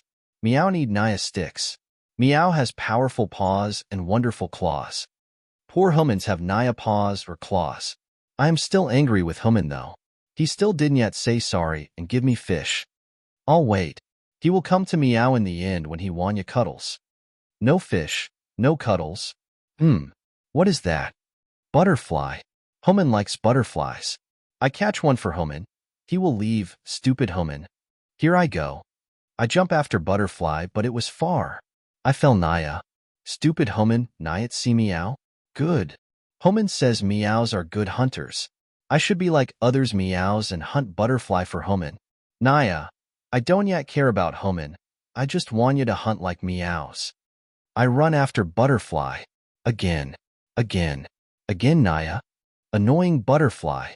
Don't fly away from Meow. Yeah. I will just go back to Human Naya. Human should be. Where is Human? Human. Has Human got lost? Yeah. Clumsy Human. Wuh. Wuh. What? What is that? Dogo? Dogo. Get away from Meow. Meow is strong. Stupid dogos always believe Meow and run away. Grr. Too little. Smell tasty.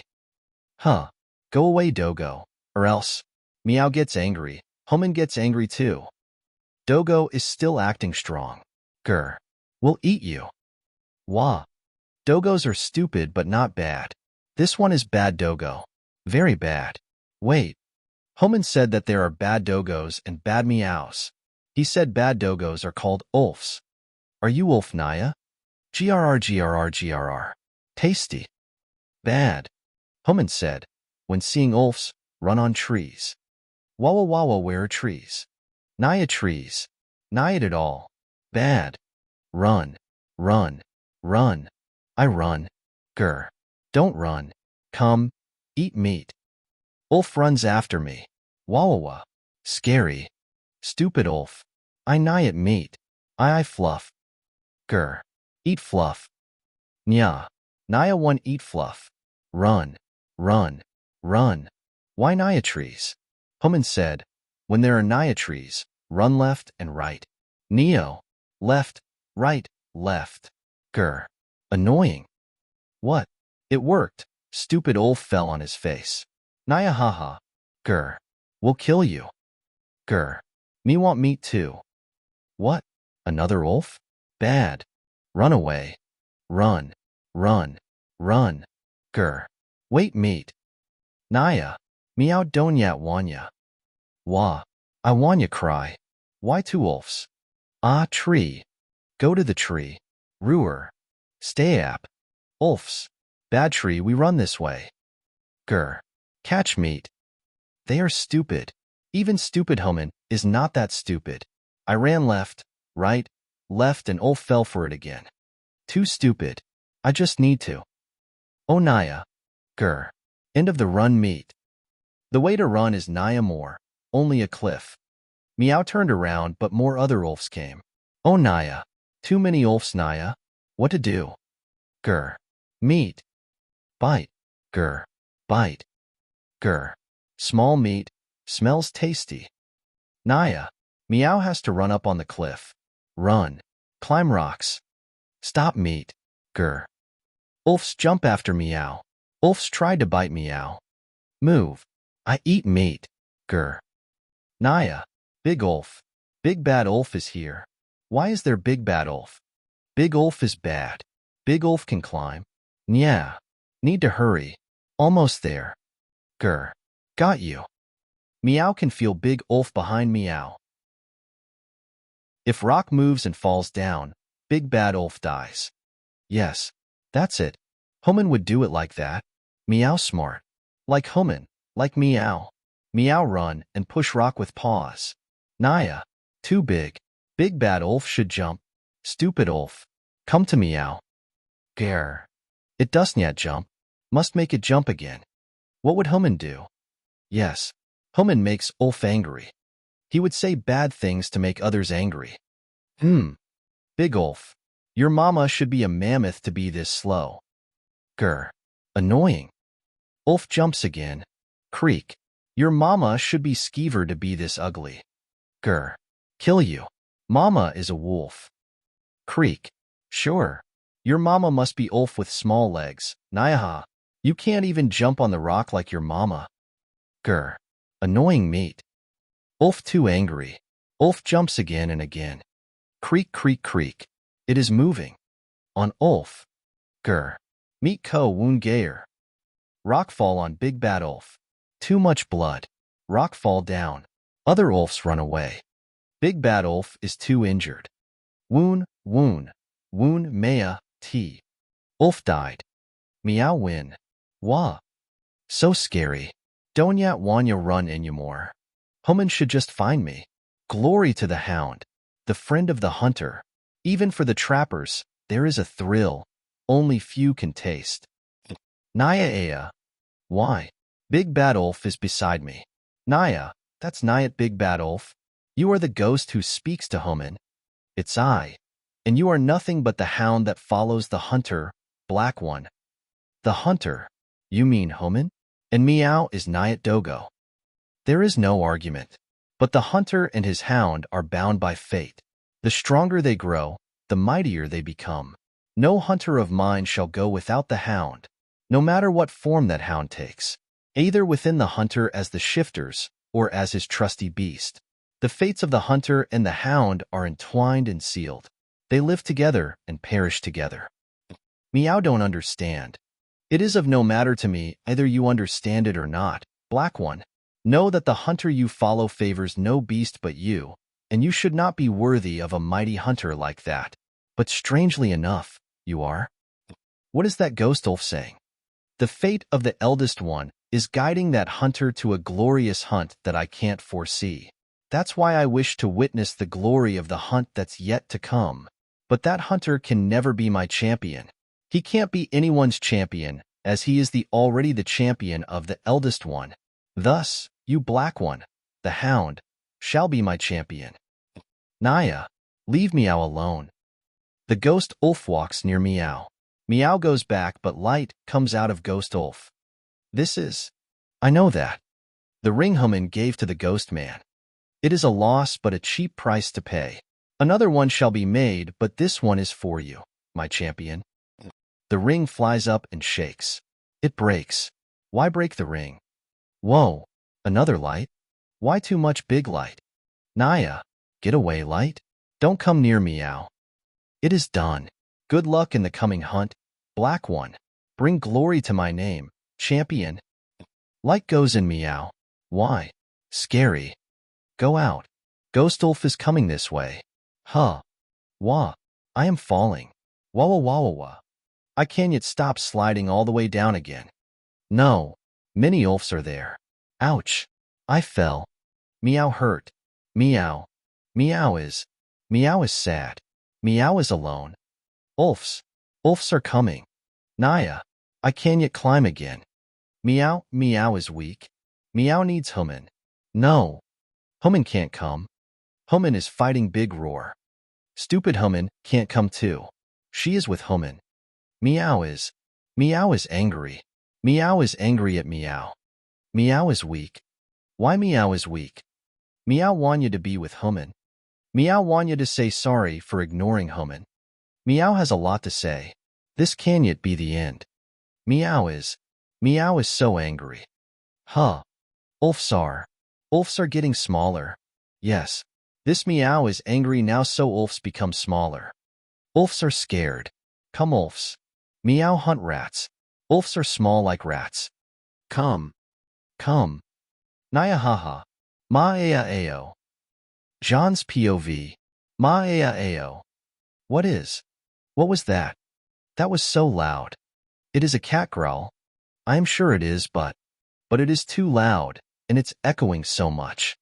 It felt like the warning roar of an angry elephant. Jull, was that my imagination just now, or did you hear that too? IWW was just about to ask KU the same. Hey, are you all right? Jull was shaking. She must be afraid of the growl just now. Roar. This annoying bear is still alive. I have beaten oblivion out of it, but it is still not dying. Get back, Jull. I am going all out here. I dispelled the bound spear I was carrying from the start of the fight and evoked Thunder Cookie on both hands. Rateman, distracted. I ordered the undead I conjured earlier to distract the gigantic bear, and started attacking it from the sides. The bear got annoyed as it knew I was the one commanding the undead, and it came at me with its right paw. Don't underestimate me, furball. I punched full force at its right paw with my right hand. Thunder Cookie on my right landed on its paw and destroyed its claws and shattered some bones from the inside. It did get blown away as I hoped. Tough bastard. The bear retreated backward and roared at me once more. I was waiting for that moment. With my speed that was buffed by Empower and Hasten, I reached its location in a blink and punched the other Thunder Cookie in my left at its lower jaw. Crack. The jaw cracked and the bear staggered and fell down dead. Finally. Damn, that was hard. Jull, hurry up. She was sitting on her, but looked a bit pale. I casted calm on her. Better? Yes, thank you. Hurry up. Let's look for Nefertiti and get the hell out of here. Yes. Spread out. I commanded the undead to look for Nefertiti and investigate what the hell was that beast that growled just now. I used scan to the limit and covered all the glade. Found her. I ran like mad. The place she was in was near to the ancient structure. I ran and wished for more legs so I can run faster. Just as I reached there, the scene shocked me. Wolves. Over 20. A pack of them. All dead. Cut to shreds and bitten their guts out. A horrific fight. No. A one-sided massacre. What on earth happened here? Jull was shocked. Nefertiti, where are you? I ran to where I could detect her. There she is, lying on the ground. She was slightly wounded, but she was breathing, thank heaven. I crouched down but didn't dare to carry her. She may have a broken bone or anything. My head worked on its own and started casting heal on her. I put my maximum effort on healing her as her wounds healed at a visible rate. There were many blood stains on her mouth and paws, but it seemed it isn't her blood. How in oblivion did this happen? I finished the healing and carried her in my arm. She then woke up. Are you all right, Nefertiti? Human. Sorry. Don't yet leave me out again, she said and went asleep again. What happened to her? I don't understand. John. Yes, Jull. What is it? Did she just talk? Huh.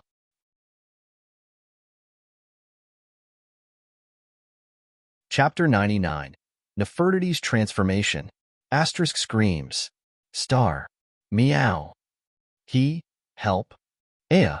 My arm. Please GUH. Monsters. How rude. Can you say that again on a closer look? Move away. Woma. How vulgar. Stop. New. Run. Run for your Lee. Maeo.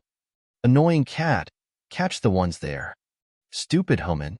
Do it yourself. Swoosh, swoosh, swoosh. Scratch, scratch. Help me. Please. I am sorry, brother, but my brain is short on cells since last week. Rest in peace for now. I prayed for the man dying in front of me and gave him a merciful stab to the heart. The scene in front of me is giving me a serious headache. How the hell did this happen? I kept asking myself this question over 100 times since we stepped in this ruined underwater fort which was called Ilinalta's Deep. Actually, I have been asking myself that question for 7 days by now. This was not the only question. There are others like why did this happen? And can this be still called a fight? And how fast clearing this place can be, along with many other questions. Too many questions since that day in the glades. Somehow, I am regretting making a deal with Herson. I am not sure what happened that day in Bloated Man's Grotto, but Nefertiti is making me worry since then. To organize my ideas, I have to remember what happened from the very beginning till now. First, when I found Nefertiti, she was in a bad shape, and I had to pour all my magicka into healing her. I was worried, but the weird thing is that she talked, and even Julliner could hear her. I mean, wasn't she always talking to me? No. What am I saying? Julliner reminded me that day that cats aren't supposed to be talking, right? Why did Nefertiti talk to me from the beginning in the first place? Now that I think about it, it doesn't make any sense. I remember her saying that she could understand me and I could understand her because I am her human and we should understand each other naturally. But that isn't really natural at all, right? Cats don't talk. Or do they? The hell? Am I getting crazy here? Cats don't talk. I already know that. Why did I not think it was unnatural from the beginning?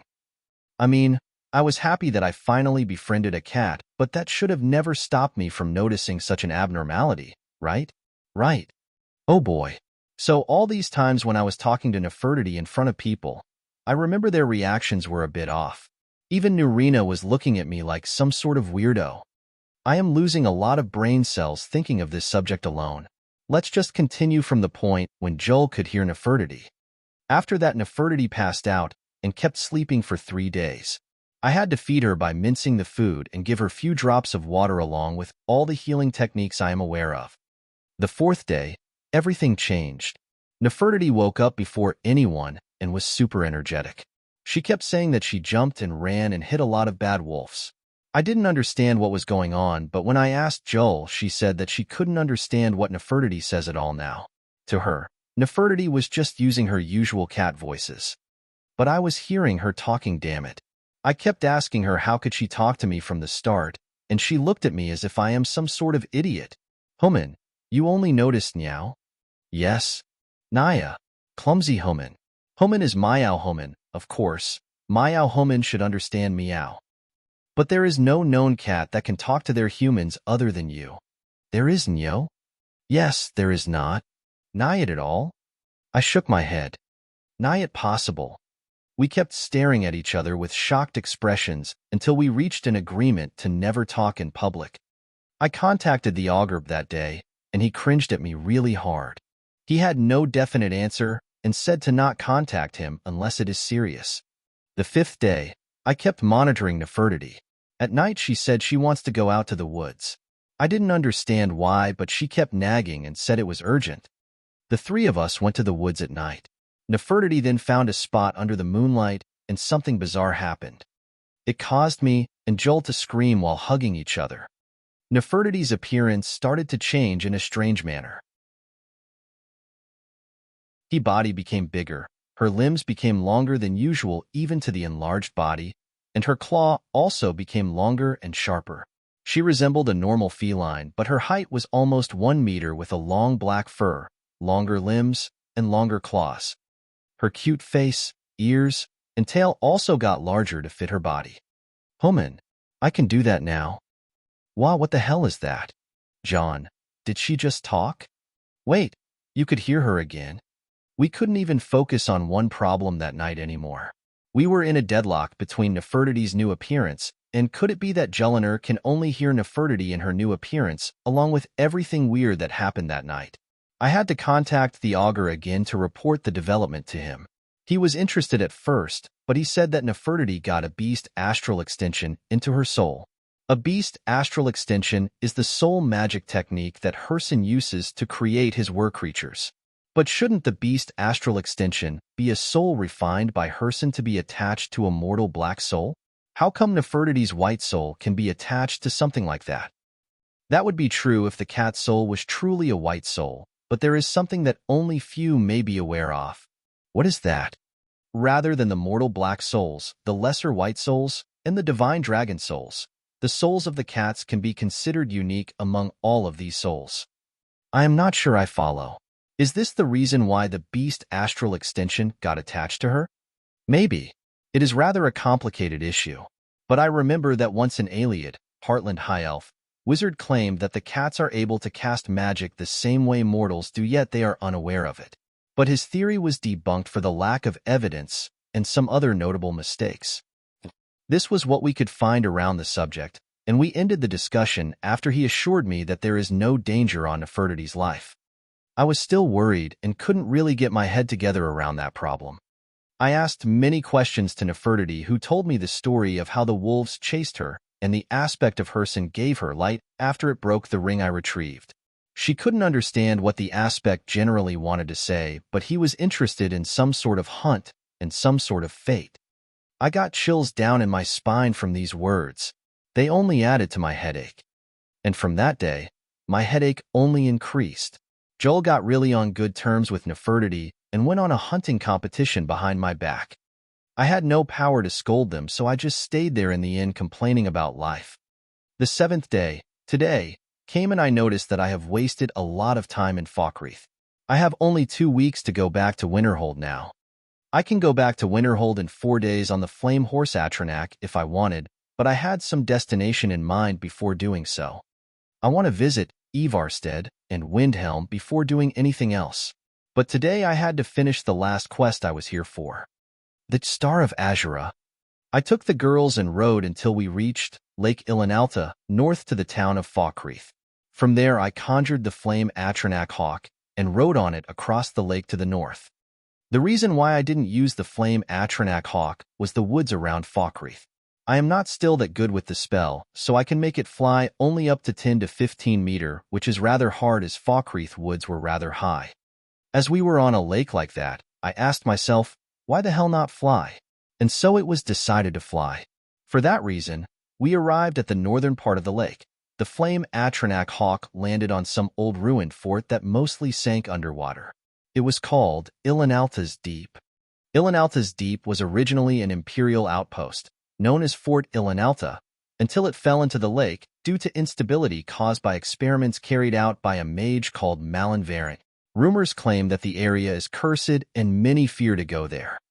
Malinvarin is a Dunmare mage who was exiled from the College of Winterhold for pursuing questionable research with soul gems, killing a student, and many other unacceptable acts.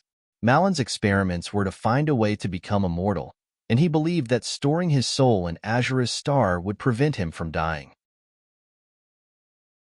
The problem with this is that one of the properties of the star is that no humanoid black soul could enter.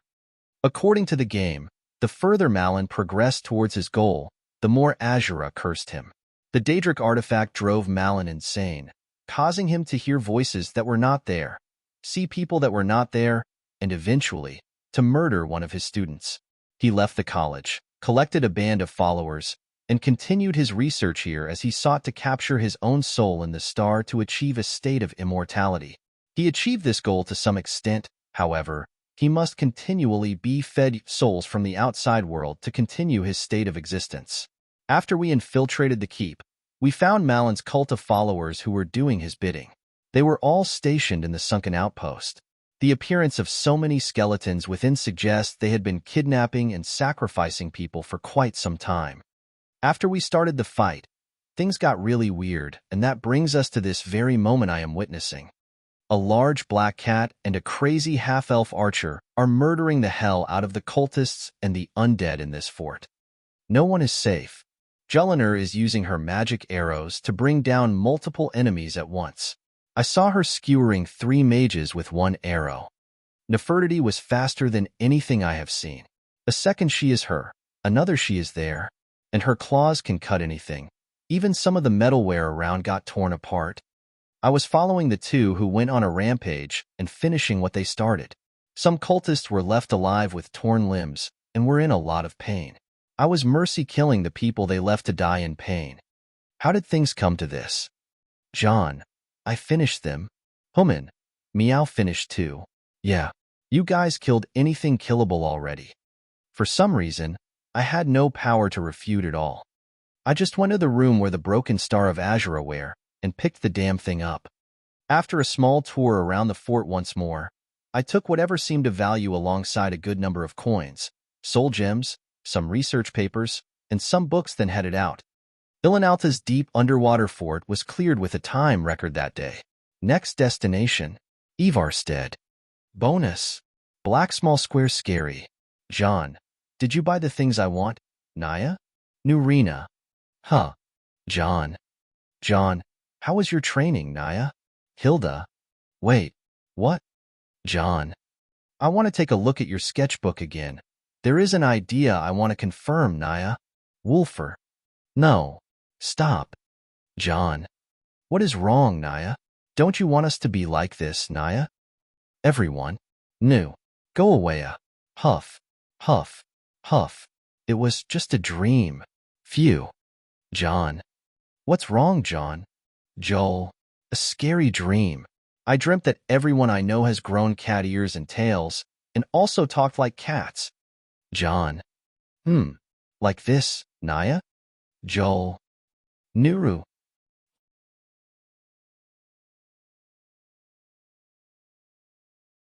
Chapter 100. The Stalker of Ivarstead. Case closed. After getting the broken star of Azura, there was officially nothing for us to do in Falkreath anymore. We returned to the town, packed our things, and took the road back to Helgen. The ride was not really that bad. We camped once near Pinewatch, which looked like a small farm from the outside, but from the inside, it was a massive bandit hideout. I didn't mention a thing about that to Jull or Nefertiti because I am sure they will go on a rampage again, once they sniff the possibility of killing something. I need to put those 2 bad girls in some serious mental trauma as soon as possible, else I will be the one suffering for their actions from now onward. After feasting on a hare, we returned to the road again and continued until we reached Helgen. The people were surprised to see us, but we said we are only staying for the night. The next morning we traveled on the road east to Helgen. This road was empty and clear. No one usually passes through here. I could travel full speed safely once again. John, look at that. Jull pointed towards the mountain to our northeast. It was a mountain that its peak preached the clouds above and looked as majestic as the word majestic can get. This is the throat of the world, the tallest mountain in the world. Us Nords believe that men were formed there when the goddess Kine breathed onto the land. Hence, the Song of Return refers not only to Iskramor's return to Tamriel after the destruction of Sarthal, but to the return of men to what we believe to be the cradle of humanity. That is why this land is called Skyrim. That's why we Nords are children of the sky, says the guy who thinks of everything Nords do as Nord nonsense. I only took the good points of being a Nord, you know. Racism, thickheadness, Sovngarde this, Sovngarde that. Don't forget the looks, the builds, and the frost tolerance. Also, I am not racists. Really? Try me. Bretons? Hobbits? Argonians? Lizards? Redguards? Curved swords? Elves? Bastards? Imperials? Don't like them. No particular reason. Khajiit? Fluffs? Orcs? For the Horde? See? Well, you only mention the ones I don't like. Yeah, I know. She went silent, then asked again. So, why are we going to Ivarstead? To visit an old friend? Who's that? Someone who used to take care of me in the orphanage. Will we have enough time to go back to Windhelm if you decided to laze around in Ivarstead? Oh, about that. When we head to Windhelm, we will reach it in less than a day. Less than a day? If my calculations are correct, what are the chances for your calculations to kill us with no place of burial? Pretty high. Sign me up. We continued to travel, and now we are taking the road that goes through the mountain pass south to the throat of the world. I traveled this pass once before when I first arrived in Skyrim. Probably I wasn't in the body of John yet, but that was the time when Hilda was escaping from the Thalmor and was forced to not go in Helgen. After 16 years, I am traveling this pass once again with my woman and my cat. I think Hilda would be proud of me. Anyway, there was a cave I wanted to visit called Hamar's Shame. The cave is related to a Daedric prince, and in the game, players could get one badass-looking helmet by communing with that Daedric prince, but now, I didn't feel any magicar reactions from the cave. I don't think I can start the quest right now anyway. I will come back later in my next training journey.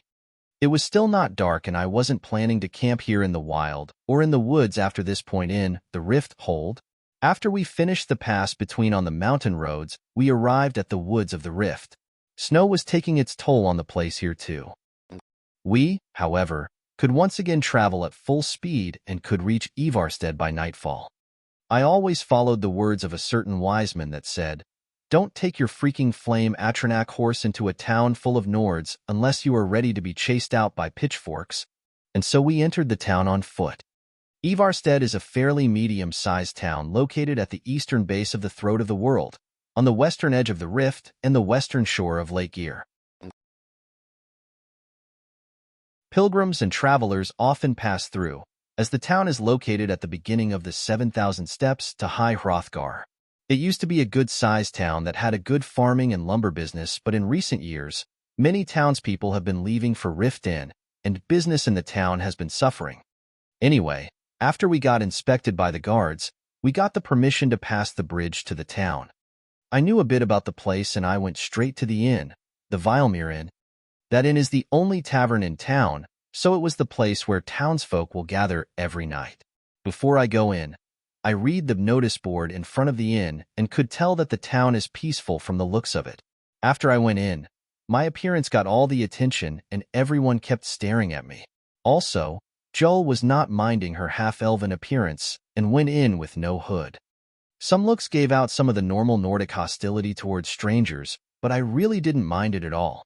I mean, I was looking at them with an equal amount of hostility too.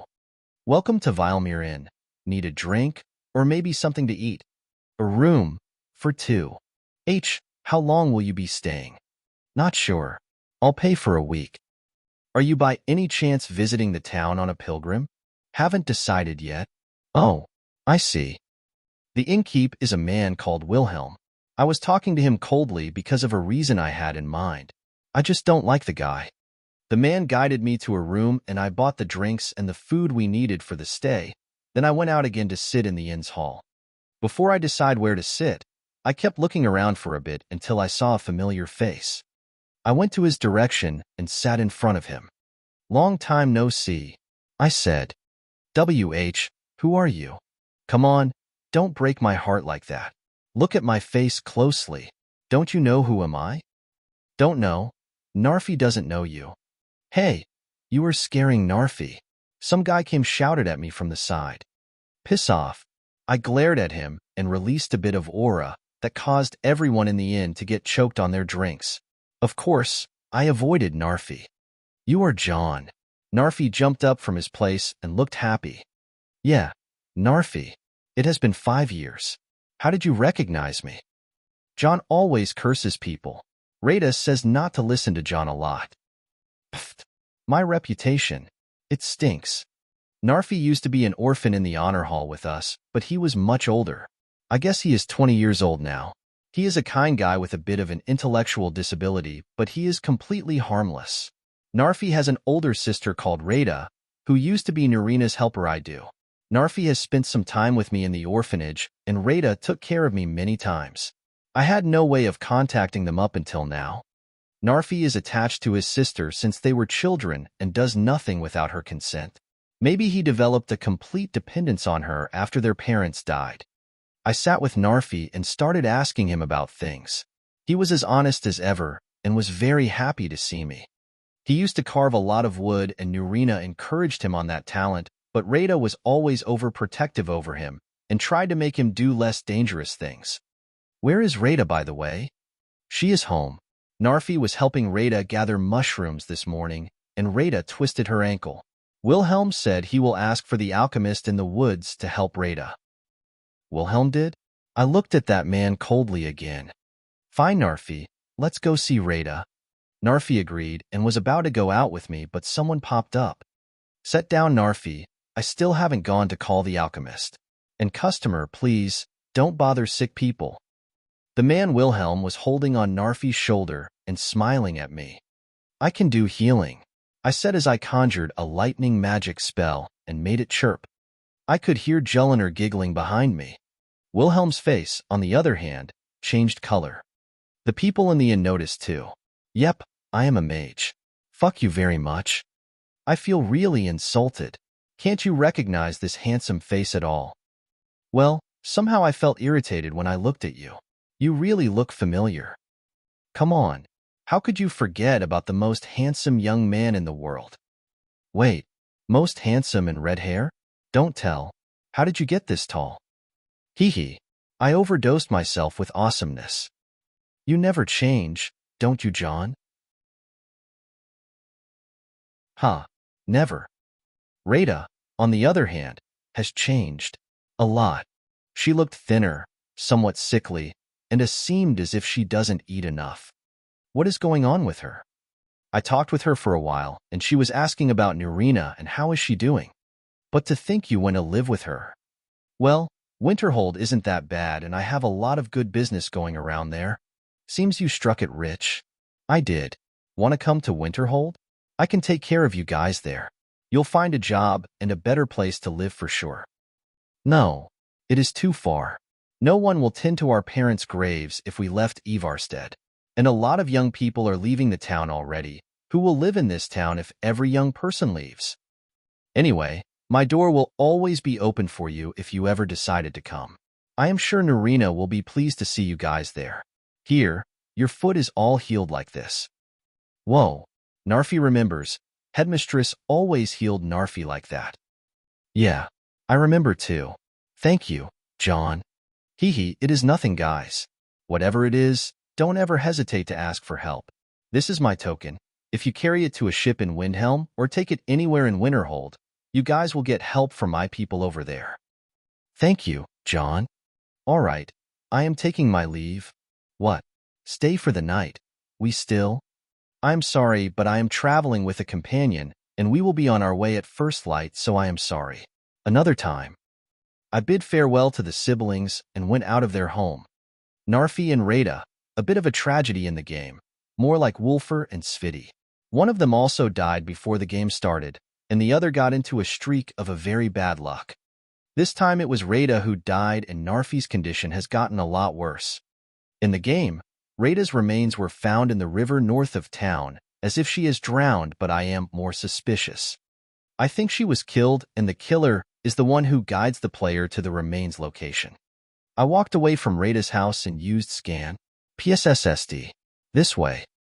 I could hear someone calling for me. It was Julliner. What happened? It was as you said. He came after you? Where is he? This way. I followed her to some place secluded west of the town where no one comes.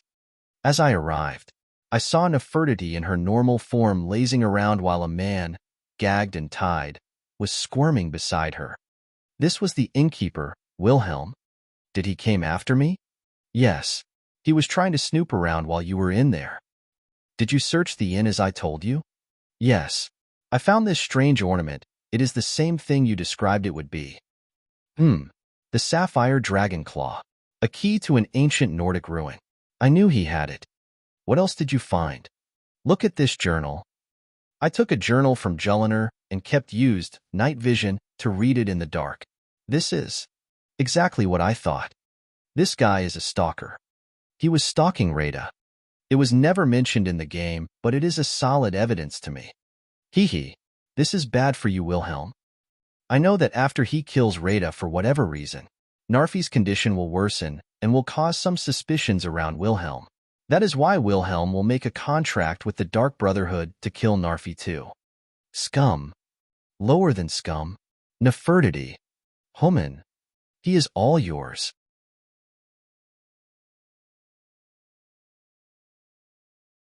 Chapter 101. 7,000. 1, 2, 3, 4, 5, 6, 7. Will you keep counting all of them? Yes. Won't you get bored? Nope. If you lost count, we are not going back. Why? Seriously now. We need to hurry. But if their number is incorrect, it means we got cheated. I don't care. Nefertiti doesn't care. We just need to get going before the guards notice that the man is missing. Don't worry about that. The body got taken by the waterfall, and we have a solid alibi. If they found the corpse, they will think that the man was washing in the river and got attacked by a bear. That's why you told me to steal some of his clothes and towels, and also told Nefertiti to finish him with her claws. You seem to be learning, but why all the trouble? Well, I don't want to cause trouble for Narfi and Rada. Sometimes I am not sure if you are a good person or a bad person. Are you insulting me? Of course, I am a psychopathic person with a tendency to be a hypocrite. I bow to your lowliness, O evil one. Praise me more. 130. Oh, look, an etched tablet. What is an etched tablet? Oh, you will love this one. On the path we are walking there are 10 etched tablets. Each one of them tells a part of the story of the Dragon War that happened in the Merethic era. There is a secret about these etched tablets that few people know. What is it? These tablets were built in the glory of the goddess Kine, goddess of the storm, widow of shore, and mother of all men. She is also the one who taught men how to use the Thursdayum to fight off the dragons. Kine later became the goddess we know today as Kinnereth, goddess of the sky, but this place we are walking in can be considered her holy ground.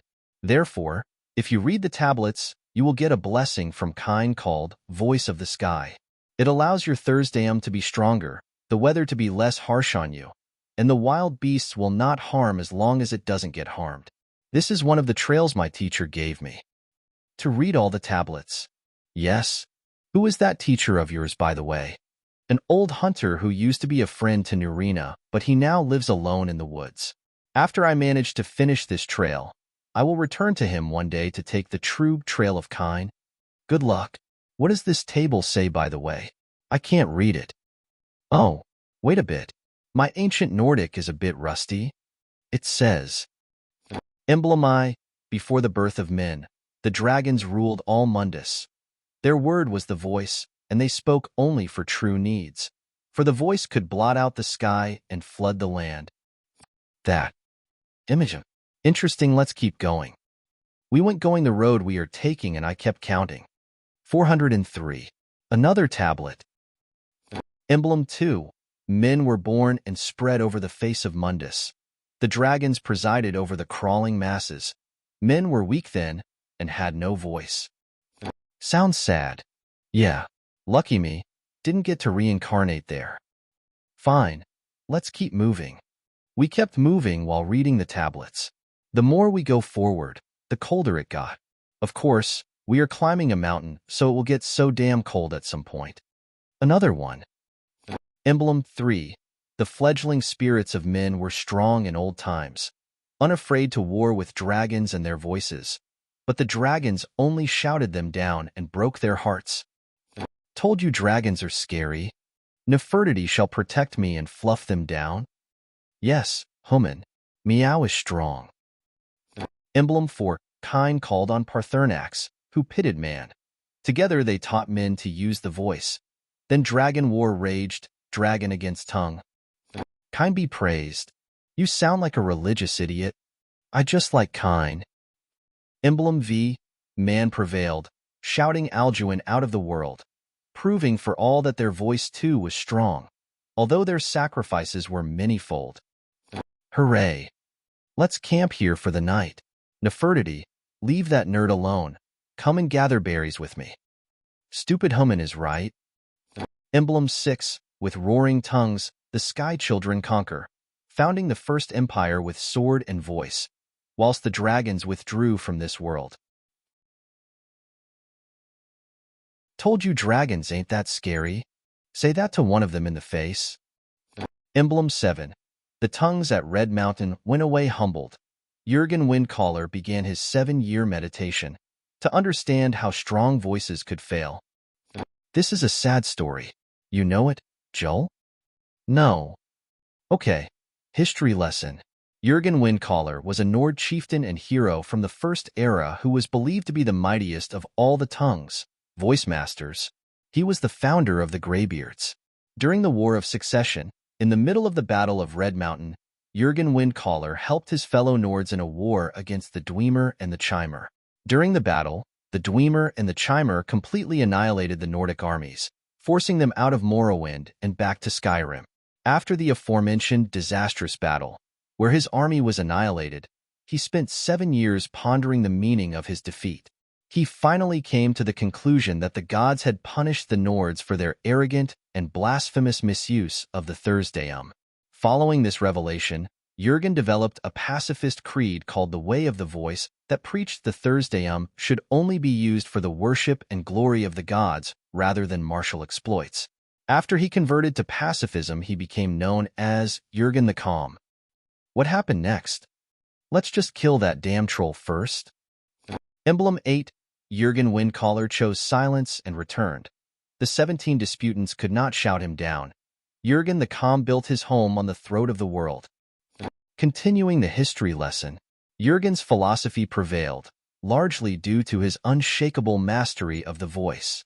His victory was sealed in a legendary confrontation, where the Calm is said to have swallowed the shouts of 17 tongues of the militant school for 3 days until his opponents all lay exhausted. These tongues later became his disciples. It was after this confrontation he founded the Greybeards, a monastic order dedicated to mastering the way of the voice. He also built High Hrothgar Temple, located near the peak of Throat of the World, which served as the monastery where the Greybeards meditated and perfected their voice. Sounds like a man of quality, unlike someone. Everyone is a scoundrel at some point. Emblem 9. For years all silent, the Greybeards spoke one name. Tiber Septim, stripling then, was summoned to Hrothgar. They blessed and named him Dovahkiin. Tiber Septim, when he was known as Jalti Earlybeard, was summoned to the throat of the world by the Greybeards after his victory over the Reachmen at Old Hroldan. By that time, he was still called General Talos of Atmara. Look at the passion in your eyes. You said you hated history. This is not just history. This is a dream. I know a few million people who would load their game with more than 500 mods to get to do what I do. I don't understand what you meant, but this place is beautiful. Yeah, the world is so damn tiny from here. How much left? Not much. Emblem X, the voices worship. Follow the inner path. Speak only in true need. How much did you count? 7,000 steps. So it's true. Don't mind that now. Look at that. How did they build that up here? Ask Todd Howard. Who is he? God, I guess. So what now? I don't think the Greybeards have noticed us yet. I would be scared if they did. Don't get cocky. These people are not some elderly monks living up on a mountain for nothing. What do you mean? These guys are pacifists and all, but they are monsters beyond my understanding. Come on. To tell you the truth, I don't dare to even compare Nerina to them. Are you serious? Just don't do anything funny for the time being. How are we going to sneak past them? You said they won't allow us to pass. Yeah, they are overprotective when it gets to that thing in particular. But there is a weak point all the overwhelmingly strong people have. They always overlook the weak. Yes, the mammoth would never mind the ant. That's why I developed this Thursday. Are you finally using it? Yes, I will. Hee. It has been a month since I used this damn shout. I hate it so much. Here, let's tie ourselves together. We can't lose each other after that Thursday. This Thursday, I developed is a bit annoying. It is dangerous and very flawed, but effective, so tying ourselves together is the best way to avoid its after effect. This Thursday is not a shout like most shouts, it's a whisper-like, or a whisper Thursday. I called it the disregard whisper. Its words meant disregard, ignore, forget. A Thursday that would make its user disregarded, ignored, and forgotten during the effect time of the shout. The words are Von Nibber Duzera.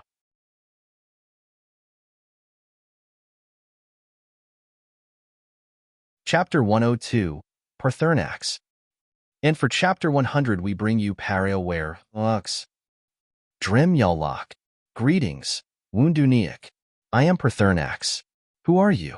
What brings you to my Strunma, my mountain? Oh my, Talos. I think I shouldn't have added too many dragon mods. Haha, haha. John, my eyes are playing one silly trick on me. That makes two of us. This is a little bit too big. In front of me was someone I yearned to meet since the very first day I came to this world. Paarthurnax, the master of the Greybeards. But the Paarthurnax in front of me is a little bit too large. Nope, maybe this is just too freaking large. What the hell?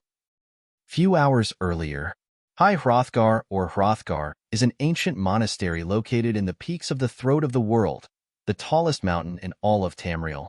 High Hrothgar is the home of the Greybeards, a group of powerful monks that dedicate their lives to studying the way of the voice. The monastery itself was built to block the road beyond it. That road is what leads to the peak of the Throat of the World. There lies the place I want to collect the unmelting snow from, as well as Paarthurnax, master of the Greybeards and the ancient dragon that lived through the ages on the mountain waiting for the return of the World Eater. Now, to pass the monastery, I need to go unnoticed by the Greybeards who won't let anyone pass the place. That's why I needed some sort of method. The best way I could think of was to make myself disregardable to pass through the place. The disregard shout was something I developed by creating the aspect of being disregarded. That is why I sat frozen in the woods for a full week to get disregarded by the wild to the highest degree possible. The moment I understood how to be disregarded, I started developing the shout. It took me 1 month, but it was an easy one. I can shout it at myself or at someone, but its effect is very annoying. For example, if I made Jull disregard me, she may not notice me next to her. If she is fighting, she may shoot arrows while ignoring me who may be on the way.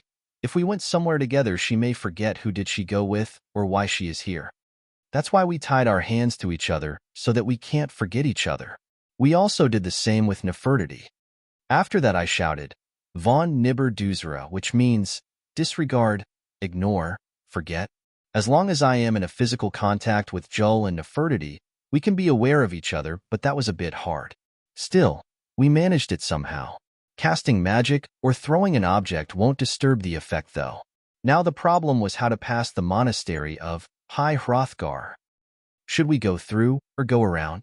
Going through is dangerous. Going around is dangerous too. Going through means having a great possibility to confront the Greybeard, which is something I don't want to do at all. Going around means passing through the monastery like thieves, which also may offend the Greybeards.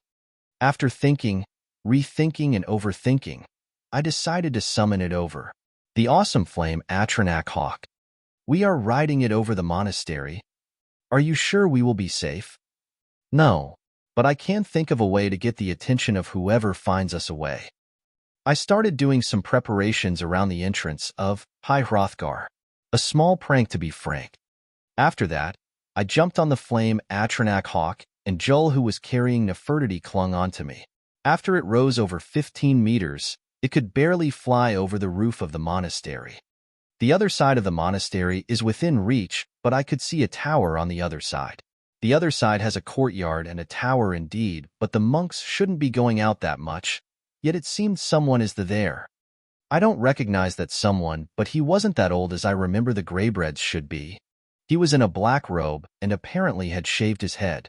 He was sitting atop the tower. By checking him more clearly, I noticed that he was a bit too young. Who is that? It doesn't matter as long as the plan works. After we passed the monastery and flew over the courtyard, I cast Featherfall and jumped down from the flame Paarthurnax hawk with Jull and Nefertiti. The hawk kept flying until it got the attention of the person on the tower. As he saw it, he appeared to have panicked and went down from the tower to check the weird flaming bird that was flying over the monastery. He judged that it was troublesome and evoked a frost magic spell, then started attacking the flame Paarthurnax hawk. I was commanding the hawk to evade left and right to test this unknown person's ability. Once he got sick of the movement, he inhaled and fixed his sight on the hawk. Fo crah. Whoa. Did he just use the Thursdayum? Look at that. Frost breath shout? That person just shouted 2 words of frost breath shout. A frost force wave emerged from that person's voice and struck the flame Paarthurnax hawk. The hawk took damage and disappeared due to it. Amazing.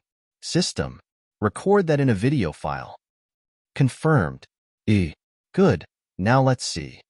Something made of wood fell from the sky after the hawk was destroyed. As that man saw it, he hurried towards it and picked it up. Once he saw it, he froze for a second, then started running to the monastery. He clearly got panicked. I saw you writing something on that wooden plate. What was it? Jull asked. It said Grind Zayost Havot. And it means, meet me at the entrance.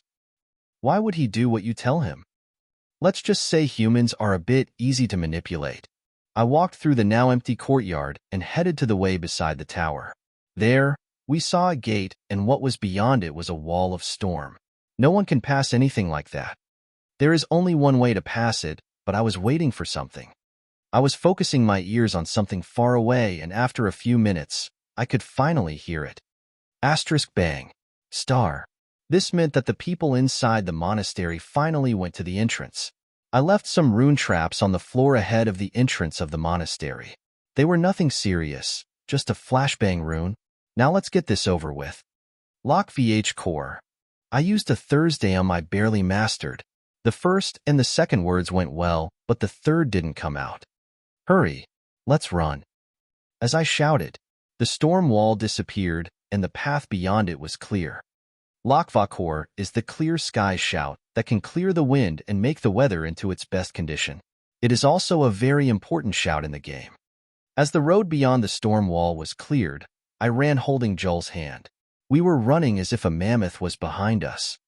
I actually was afraid from the Greybeards, so I prepared a puny trick to make them look away for a while. After that, we kept moving forward in a very harsh road. Every 2 or 3 minutes I had to use Clear Sky Shout to keep advancing. And finally, we reached the place we needed. The peak of the throat of the world. The top of the snow tower. The highest spot of Earth known to in the whole continent of Tamriel. And I think I can feel him gazing at us. Here he is. I can see him. He spread his wings with vigor and soared in the sky. Then, and with some graceful movement that didn't suit that size of his, he landed in front of us. John, something is coming. Be careful. Boomshake. Drem Yalak. Greetings, Wunduniak. I am Paarthurnax. Who are you? What brings you to my Strunma, my mountain? Oh my Talos. I think I shouldn't have added too many dragon mods. What appeared to me in front of me was a dragon. But even with immortality the dragons shout have, this dragon showed clear signs of great age, including tattered skin on his wings and tail, broken and chipped horns and chin spikes, dulled color in his skin and eyes, and several teeth missing. Haha, haha, John, my eyes are playing one silly trick on me. That makes two of us. Excuse me for a second, I said as I regained some composure. I moved to the side and looked at Paarthurnax from the side. Yep, I am sure of it now. This is not the normal size of the dragon I thought it should be. This is too freaking large. The dragons from the game were almost around 20 meters long and 4 meters high, but this was double of that. Damn it, Bethesda, you even cheated us with the size of the freaking dragons. John, what are you doing? Oh, sorry. Excuse my rudeness. My name is John Dare. Officially, John Hild Firemane. It is an honor to meet the Grandmaster of the Greybeards. Master? They see me as Master. Woof. Onik. Old and wise. It is true I am old, though. Part of the wisdom can only be obtained with age. I replied, but that's not what I am really here to talk about. You already know who am I, right? The dragon was a bit taken aback, then said, Yes, Vatsa, you speak true. Forgive me. It has been long since I held Tinvok conversation with a stranger. I gave in to the temptation to prolong our speech. I don't mind at all. We still have some time before the worlds start lashing at us, I said while laughing. Zuruin, strange. You seem to already know much about your your fate. You will be surprised by how much I know. But that's not our concern anyway. We still have a short time to enjoy this peace. Vazin, true. Tell me, why do you come here, Volan? Why do you intrude on my meditation? Don't call me Volan, like it is a bad thing. You will be seeing me a lot from now on. Also, I came here to take some of the unmelting snow to fix that thing and will be leaving as well. I hope you don't mind.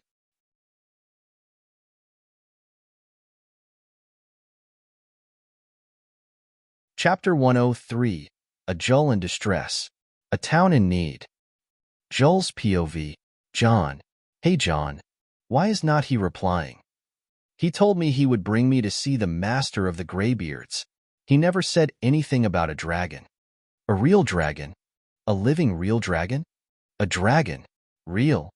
I mean, John always told me there will be dragons, and they will appear in the world. I believe what John says even if it was lies. I know that he is the only family I have, and I have to put my faith in him. Did I not believe him? I mean, I know I believe him, but with a dragon, I feel like my faith is being tested. He knows many things. He is always amazing and shining. He even knows where to find a dragon. That is just too much. He is not even nervous.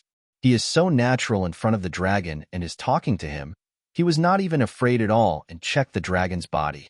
What is going on? When I look at the dragon, I feel so insignificant. The aura, the magic, the power. I feel like I can't even be worth considering in front of such a being. Even Nefertiti is frozen. No one is moving in front of that majestic being. Yet, John, is he laughing with the dragon? I can see that face that he has. He seemed that he was longing for this meeting. His happiness is barely contained within him. Can John be this comfortable towards dragons? Are dragons that easygoing? I read in John's books that dragons are beings created for domination. How can John be standing face to face in front of one with this happiness on his face? He doesn't seem to be pressured by the dragons at all. I, on the other hand, didn't even move. Not even once. I was frozen in place from the very beginning. I look at John, and all I can see is his big and broad back. He was standing there, tall and strong. Nothing I would be able to catch up to. I looked at myself and felt weak. Can I even stand behind him? Can I support him and be his strength? Can I be of any use? Why is he so close to me yet so far, far away? I thought I grew stronger. I thought I became equal to him. I thought he can be mine, no one else gets to share him with me. I was an idiot. This world can't even stop him when he wants something. Can I endure his fate? Can I follow him on his path? Can my insignificance be of even useful to move a straw away from hindering him? What am I thinking?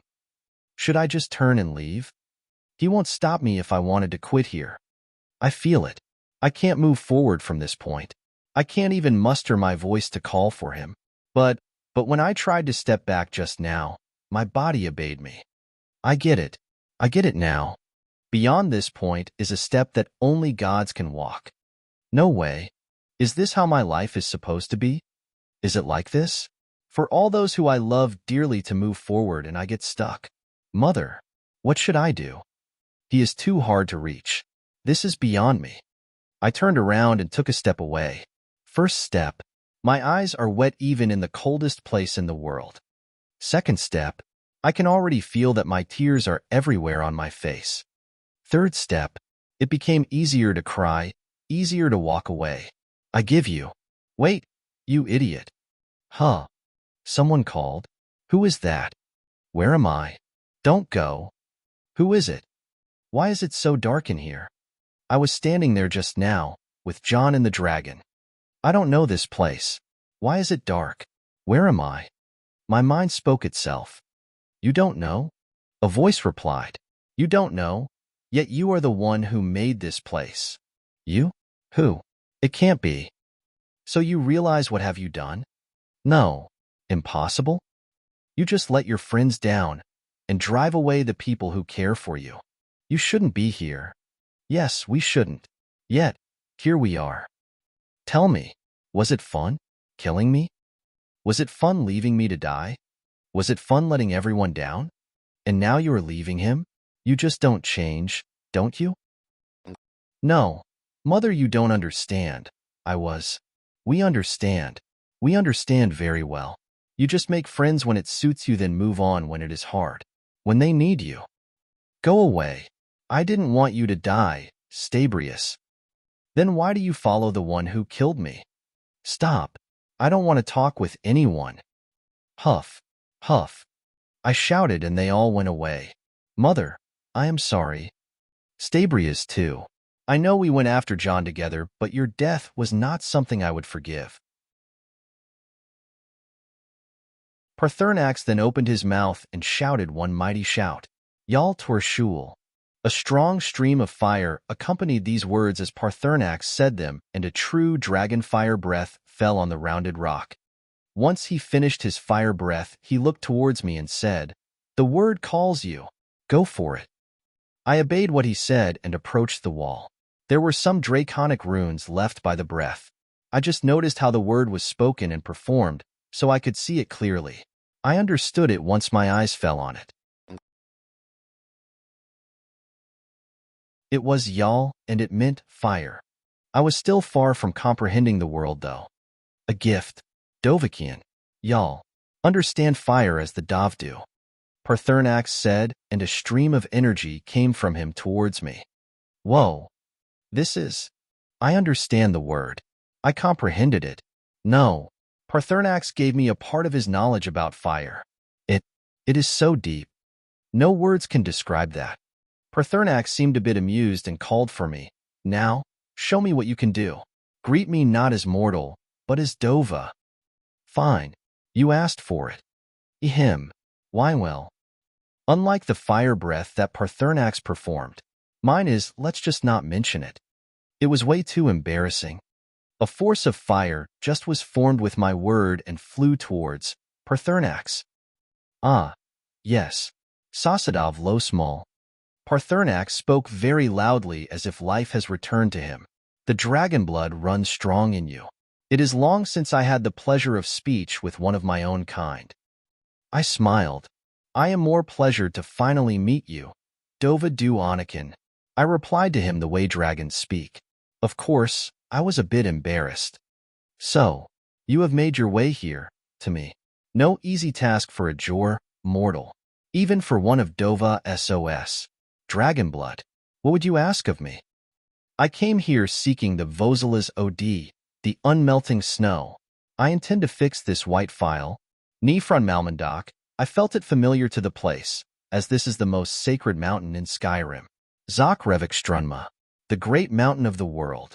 You can take what you came for, but you can't dally here.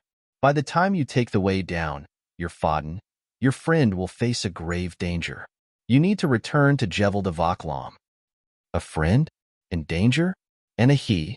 Jevel de Voklam should mean the castle above water. Winterhold? Wolfer? Bodovakian, Nilosinai du gut wahai. It is not too late. Kogon, thanks. Paarthurnax. Jull.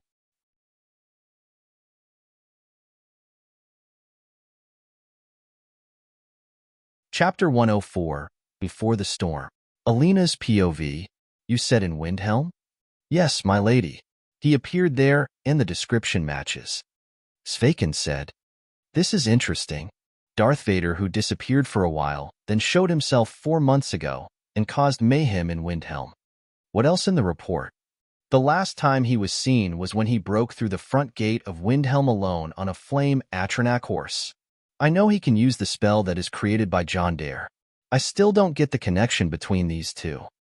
The flame Atronach variations are John Dare's speciality.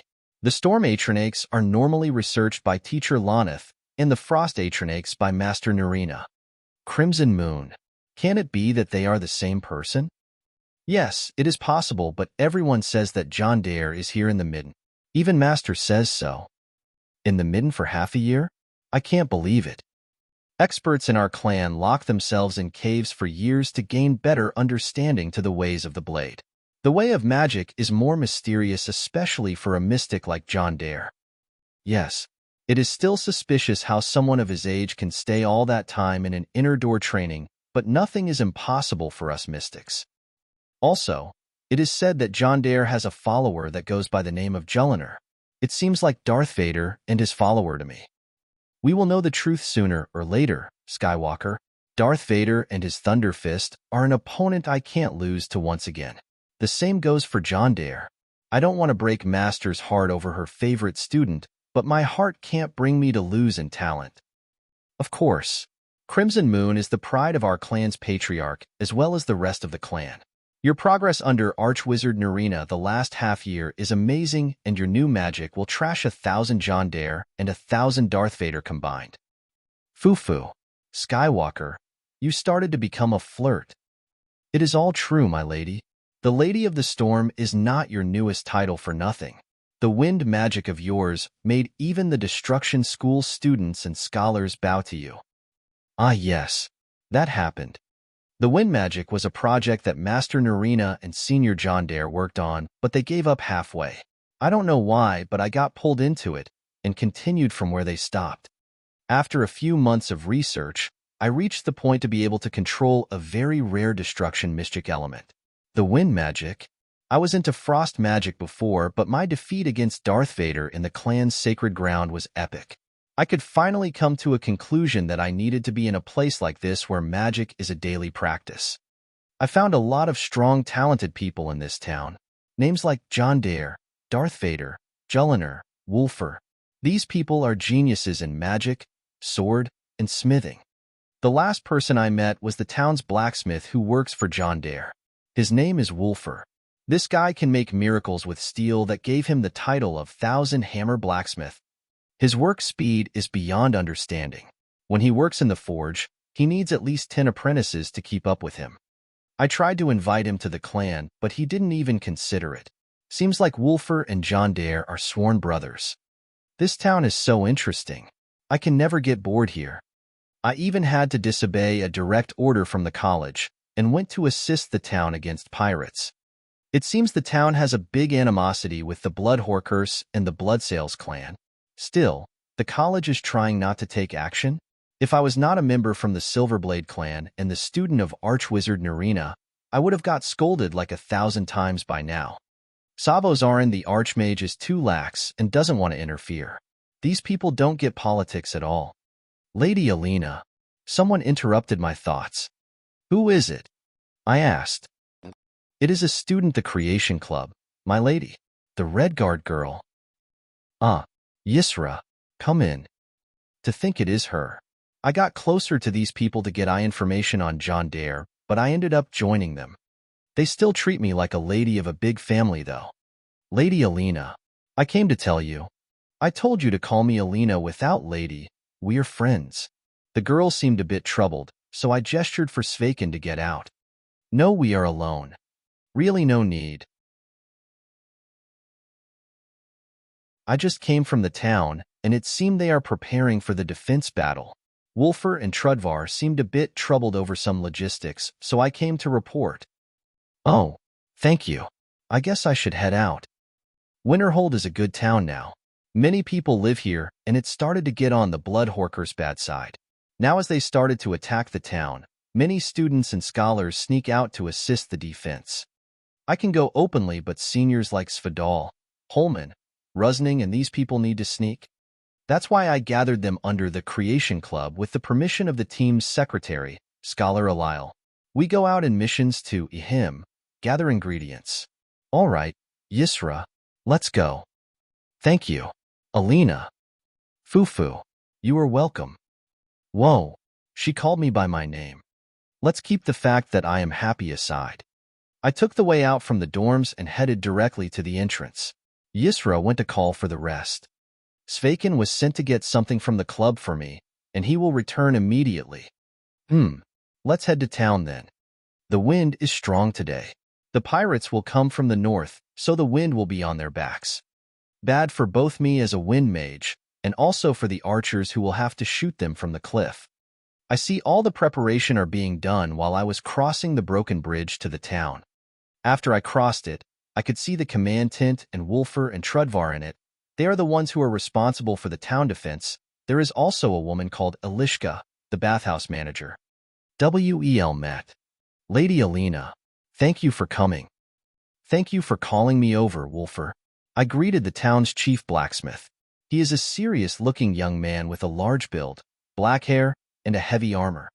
He likes heavy armors and big weapons so much that I never saw him with the same weapon twice. But this time he is carrying a hammer that is giving off some serious aura. Well, every one of us is in their battle dress already. Wulfr's POV. Thank you for calling me over, Wulfr. The young lady returned the greeting to me. She is Nurina's new apprentice and a very strong mage. A monster, just like John.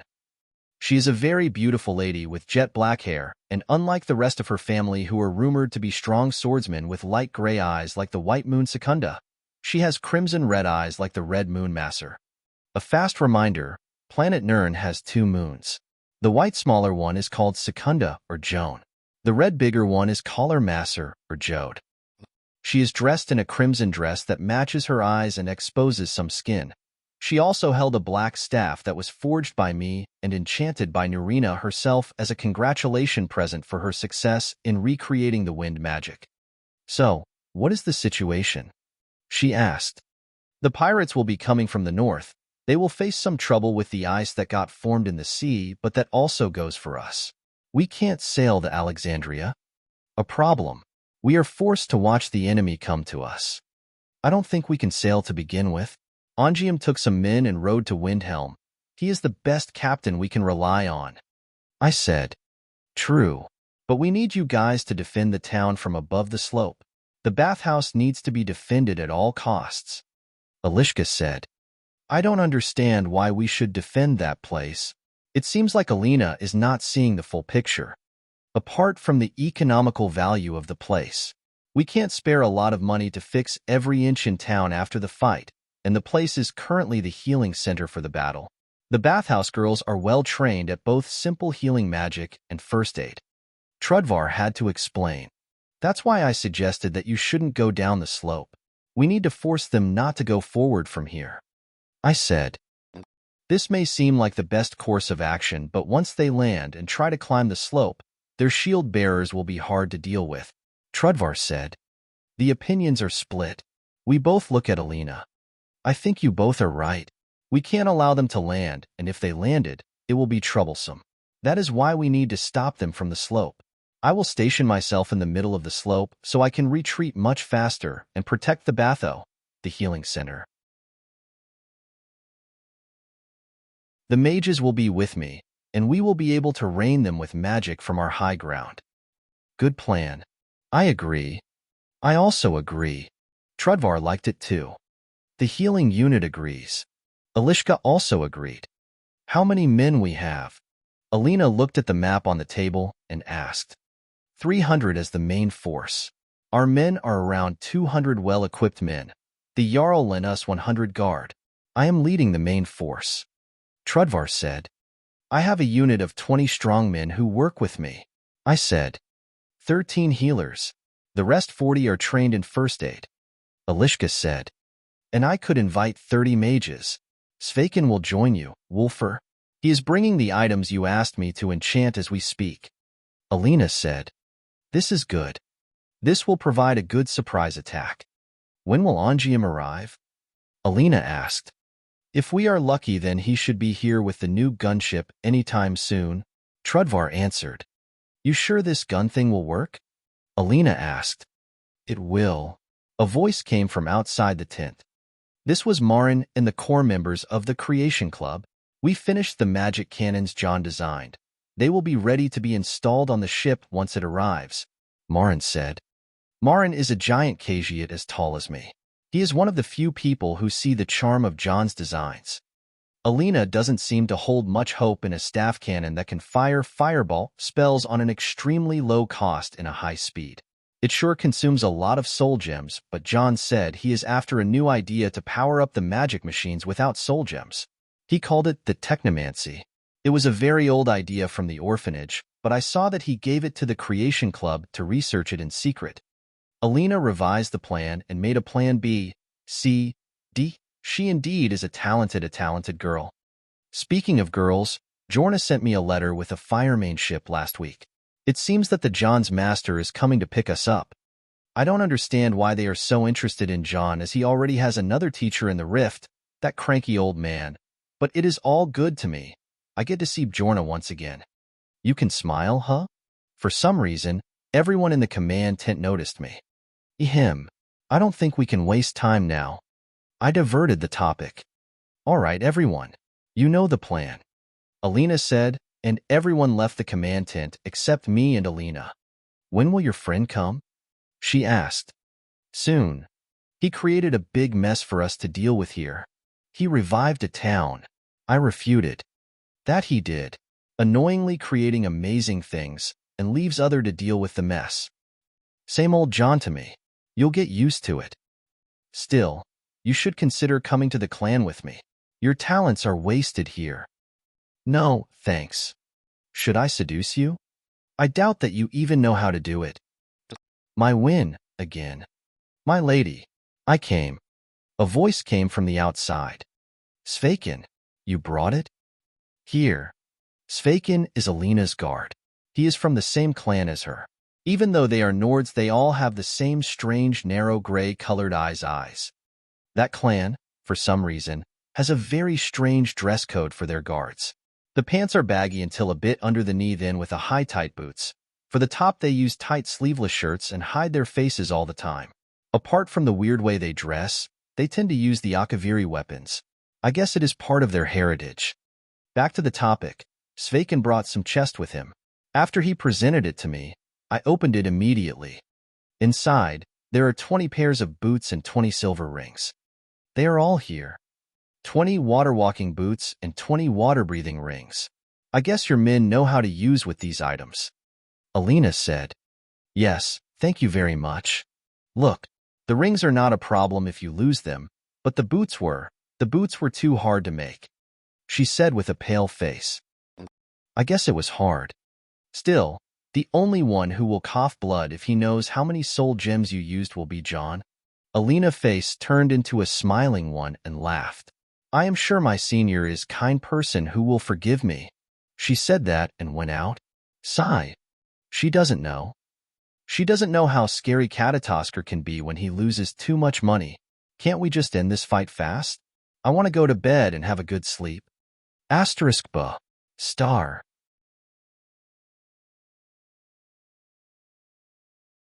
Ring, ring, ring, ring, ring, ring. The alarms and the horn. They are here. Ismir. Kine. Guide us. I head out of the tent carrying my Skyforge hammer that Nirina enchanted with the lightning blast effect that John loves so much.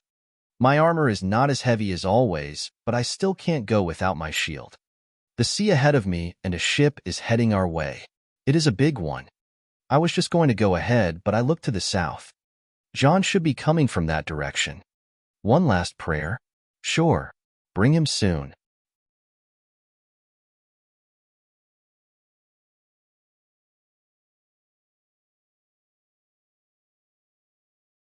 Chapter 105, Over the Sea. Above the Clouds. The extra chapters are back for both Skyrim and Real Life. To unlock them, check the goals on.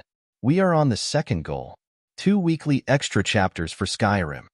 Don't forget to vote. Enjoy Heartsuit. Wolfer's POV. Notch. Loose. Swoosh, swoosh, swoosh, swoosh. Again.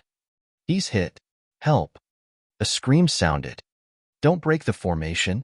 Rear troops. Take him to the infirmary. Trudvar, the leader of the front, shouted. Trudvar. They are coming. Another ship. What? One more? Wolfer. What should we do? Wolfer. Trudvar called to me. Don't retreat. We'll take care of that. Gods guide you, Wolfer. This situation. How did it become like this? It was one ship at the beginning. We managed to repel it easily, and it didn't land. Then another ship appeared. It stationed itself behind the first ship and threw burning oil kegs at us. That ship had a catapult in its foredeck. And now a third smaller ship appeared. It came from between the rocky waters to the west and started covering the first ship with arrows. Now, we are the ones retreating. These pirates. Wolfer. The lady is retreating to protect the infirmary. Some boats landed to the east and are trying to sneak into the town. Svakin appeared out of nowhere. Shit. Take some archers and cover her place. Retreat on the slope to the second defensive line. That's all I can think of. Now, I should at least lessen the burden while the front retreats. I looked at my 20 apprentices and called for them. These guys are the ones who assist with me in the workshop. You guys know what to do. The boots you have and the rings will allow us to take that small ship by surprise. Yeah. Good. Their spirits are high. Now, we have one ship trying to land, one small ship attacking us with archers, another small ship with a catapult that throws burning oil on the shore, and now some pirates landed with boats. Only the mages can block the catapult, and Alina is the strongest with her wind magic. But now she was forced to retreat. Damn it. If I can take down the small ship of archers, I'll be so damn satisfied. On me. I called for the men, and we ran towards the shore. Normal. No one can do anything in a situation like that, but we were prepared. Activate the boots. With that order, the 20 did what I said. We are all blacksmiths here, so everyone at least knows how to use a magical item. The moment we arrived at the water, our boots carried us as if we were walking on land. A bit slippery, but we managed. The enemies on the ship didn't take notice or didn't really care before we walk on the water. Once we walked on the water, we had their full attention. Shoot them. Bastard mages. They walk on water. Their arrows started focusing on us. Hee hee. What of it? She yields up. I gave a command. Our run on the water was swift. They can't stop us here anymore. Even the volley of arrows was useless against the big round shields. We could reach the ship's hull in less than a minute. Everyone is safe. Dome formation. Once I gave the order, all shields covered the squad. The ship was moving slowly. Ha! Bang, bang, bang. With the thunder hammer in my hands, I started hitting the hull. My goal was simple. Open the hull, destroy them from within, sink the ship. Against a magic weapon, the hull was nothing. Only a few hits and a hole was opened. We flooded the ship from the inside. The pirates couldn't put much resistance in this sort of a situation. I guess no one was ever trained on facing armored strongmen breaking into the ship from the hull. The attack was successful. The captain of the ship tried desperately to land, but he could only crush on the rocks ahead of the shore. We 20 slaughtered them like sheeps. One problem down, 3 to go. I shouted to let the men know there is no time to rest. Boo-boo. The horn? Why? See, Chief. One of my men called. What? You didn't have to jinx it, he said as he pointed towards the sea. Our problems returned four again. That's one big fourth problem. Alina's POV, a little while ago. Svakin, tell Wolfer I am retreating to the east of town. He need to cover this place with someone. Yes, my lady. I'll go and calm. No, they need you here. I am not going alone.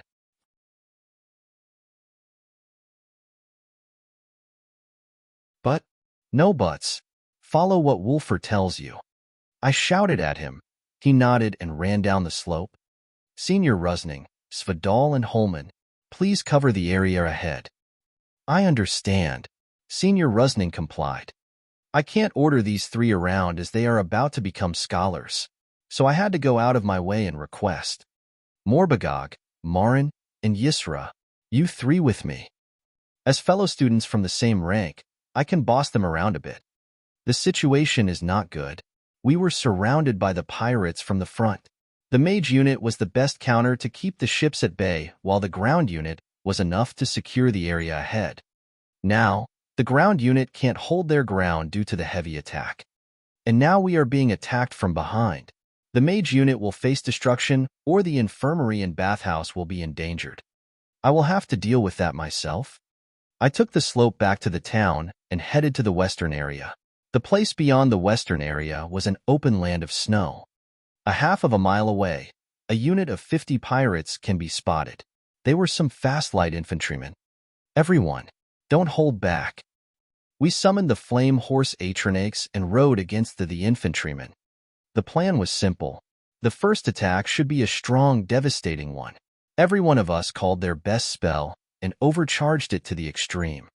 My spell is Wind Cyclone. It won't leave anything in place once it strikes. Riders coming. Captain. Shoot them. The pirates didn't see this coming. Now, everything. We shot our spells at them. Careful. Run. Disperse around. Don't group in one place. The pirates reacted swiftly, but still took a fair damage. I was planning to flatten the ground with them in one go, but it seems that their commander is strong. Lady Alina. Don't stand. Run around them. The Paarthurnax won't tire, so make use of it. As the plan was going, we started going around the pirates in an attack with magic. Gah. Morbagog. It was not planned for as the commander of the pirates was fully armored and could withstand magic. More than that, he was abnormally fast. Morbagog fell from the flame Paarthurnax horse and barely retreated with his life. I kept him busy from afar by magic. The man got annoyed and looked at me with all the hate in the world. Suddenly, my skin got erected and I felt an awful wave of goosebumps all over my body. Aura Master? Here? This is not good. Aura Masters in the ranks of the Blood Horkers pirates only meant one thing. Boo-boo. Another horn? It only means another ship. I looked at the man who started to smile. Damn it. I could understand who are we up against now. My next words marked the start of a bitter day. Retreat to the town. The Bloodsails clan has arrived. John's POV that morning. Vonuk, farewell. Paarthurnax. Will drop by invited next time. Botariak, Dovakian, Paarthurnax said in his ancient, deep draconic voice, and flew back to the summit he meditates on.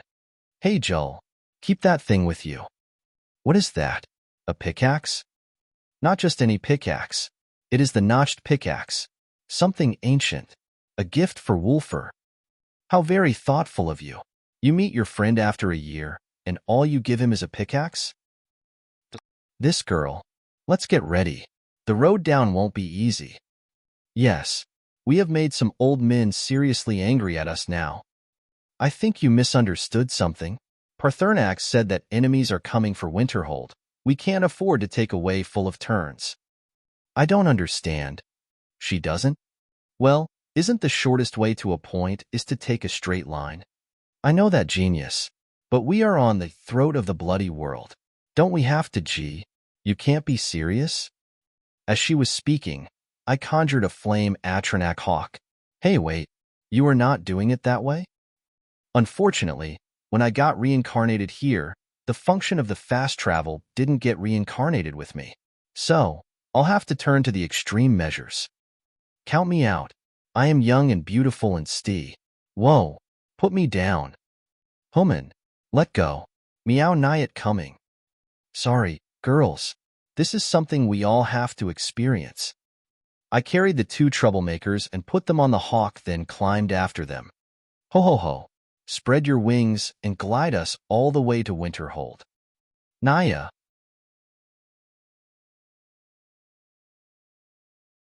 Don't Wanya. Dragon. Do something. John. I swear. Don't do it. It's fun, ladies. The secret in the seatbelts, but we don't have any. No go. The hawk took a few steps and flew up a bit. Once it got enough altitude, it headed over the summit to the north with the fastest speed it can get. Naya. No. Whew. Let's just say this turned out to be a very good idea in the end. During the flight, I could remember something when I was between the clouds. Something Hilda wrote in her journal. I am above the clouds, Hilda.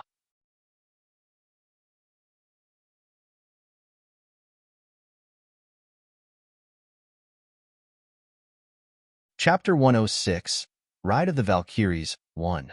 Steers POV. The Bloodsails Capsy. Whoever challenge our clan. Kill. Whoever stands on our way. Kill. Whoever dare to resist the blood on the sails. Kill. Kill. Kill. Kill. Kill. Kill. They think they can snatch the meat from the mouth of the beast. They deserve 1,000 death. Yeah. Kill the men. Throw the children in the sea, and take the women. Ha ha ha ha. Yeah ha ha. Whoever bring the head of John Dare will have his woman. Ha ha ha. I'll bring it, Captain. We will sweep through them, Captain. Kill them all. Go. These barbarians. It will turn ugly for the poor town. Originally, this was a territory of the clan until some fellow by the name of John Dare turned the puppet of a Jarl against us and started to build his own power. I'll admit it. He fooled us and I admire his ways, but he is an idiot in the end. He can be swift, smart, and dare all the way he wants, but he can't just try to block the tide with brute force. The Bloodsails clan may respond a little bit too late, but a response will come. We sent one of our men after him in Dawnstar, and he refused to die quietly. He offended our clan greatly by doing so. We wrote his name on the sails with blood. Those who got their names written are dead people. Well, not entirely dead people. Some of them managed to live anyway. I looked at the sails and could read some names that are impossible to touch, yet our bride never allowed us to remove them. On the top are the Bloody Hilda and the King of Ashes. If I remember, our clan cooperated with some other clans to kill the son of these two. I think I was just a kid by the time it happened. Seriously, the clan is just a bother. They don't stop making enemies with everything in the world. Now, we are in an open fight with a kid from the College of Winterhold, just because he stole territory from us. And my father told me to stop being lax and go as the head of the campaign. What is he trying to do? It is only the first day and I am pulling them left and right. Some talents could be seen in their ranks though. A red witch and some brutes that can walk on water. They costed me a ship already. It doesn't matter to me. Once the sneaking team attacks them from behind, they are all done for. I don't know why the mages decided to move against us this time.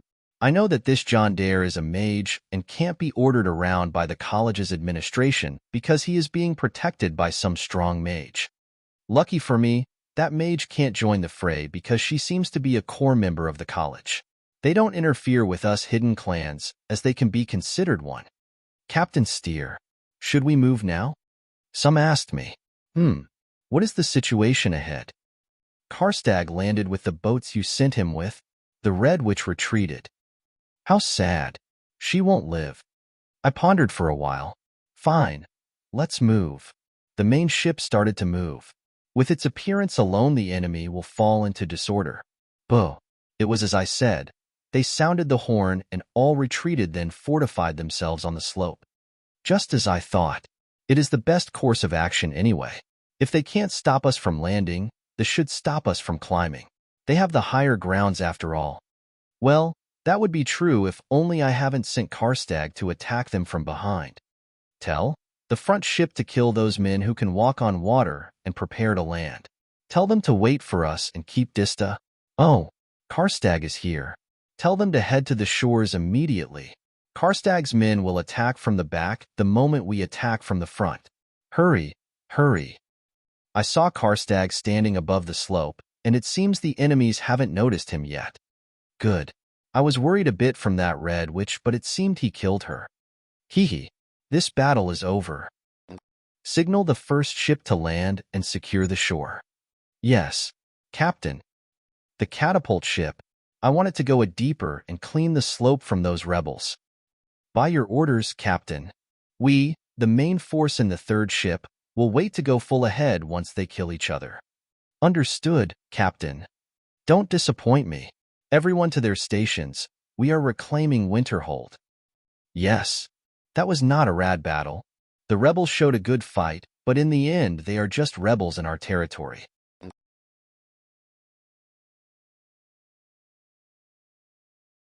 I don't take pleasure in this, but they have forced us to do so.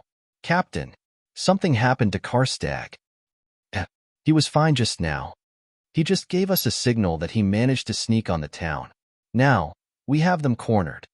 What can possibly happen to him?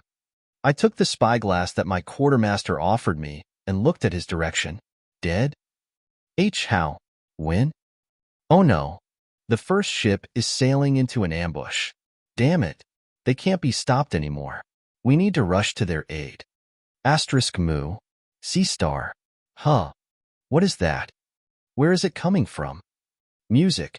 Ride of the Valkyrie. Music. Strange. How can there be something like that in the sea? Captain, the sky. One of my sailor pointed to the sky. What now? These birds. Huh. What's with them? I used the spyglass once again, and what I saw made all my body go tense. What kind of sorcery is that? These birds are made of fire, and they are the source of that strange music. I don't understand. They are flying in formation? 3 of them are heading to the first ship, 3 are heading to the second, and boom, boom, boom, boom. What is going on? Attack? We are under attack, Captain. Where is it coming from? Captain, it is from that faraway ship. How? What kind o'? It's fire, Captain. They are shooting fire on us like mages. Fire? From that distance? They are shooting again. Take cover. I shouted to warn the crew. Music. Ride of the Valkyrie. That music is nearer, louder. The burning birds are already over our heads. Captain, look. One of the crewmen pointed at the sky again. The 6 birds over the other ships started making weird moves and suddenly changed from their forms into massive chunks of fire. No-oh. And they fell on the 2 ships. Kaboom. Kaboom. Kaboom. Kaboom. Kaboom. Kaboom. Star. What I saw was indescribable. The 2 ships in the front were no more. The strange ship kept attacking us, but my head had already stopped processing what is going around me. All I could see is the last bird hovering over my ship. When is it going to fall? Chirp, chirp, chirp, chirp, chirp. My expectations betrayed me. Only a blue light with sounds of chirping came from above the bird. Suddenly, a man appeared over the bird and jumped down from it. His body was giving of blue light, as if he was the source of it all along. Once he was in the air, he fell directly on my ship. Boom. Star. All the ship dangled from that landing. He fell down like bolt of lightning and caused a massive damage to the ship and the crew around where he landed. Once the dangling tensed down, I could see a hooded man in a strange fur armor with a sleeveless mage robe on it. He looked like a barbarian warrior and a storm mage both in the same time. He landed in a kneeling position on his right knee and right fist. He moved his sight to look at us with a fierce smile. Superhero landing. Haha. It sure hurts like hell. Anyway, Daddy is home. Bitches. Alina's POV. A while ago. Why? Why did we have to meet an Aura Master here? He ran like the wind after us and managed to block our way. Now, He is between us and the town. If we ran to different directions, he will just go and wreak havoc in the town. If we faced him, we will pay a hefty price to put him down. But the problem is that his men who are still coming are not far away. Damn it. Take him down as fast as possible. We can't afford him to live. This was the only solution I can think of. Hee hee. Little girl, don't overestimate yourself. The man laughed in a disgusting manner as he took out 2 swords. 2 swords? Against a moonblade? You are testing my honor? I jumped down from the flame Paarthurnax horse and cast a bound sword on each hand. Hee hee. Girl, you are courting death, the man said as he slashed with his swords at me. Surprisingly, I could evade easily. All he can do is just wave around the blades with no understanding to them at all. How vulgar. I could slash at him few times, but an aura master is an aura master after all. All I could do is to delay him for the rest to recover their magicka. Alina, they are coming. I'll hold him down. Take care of them. I was not confident, but I will at least buy them a minute. Playtime is over, little girl. Huh.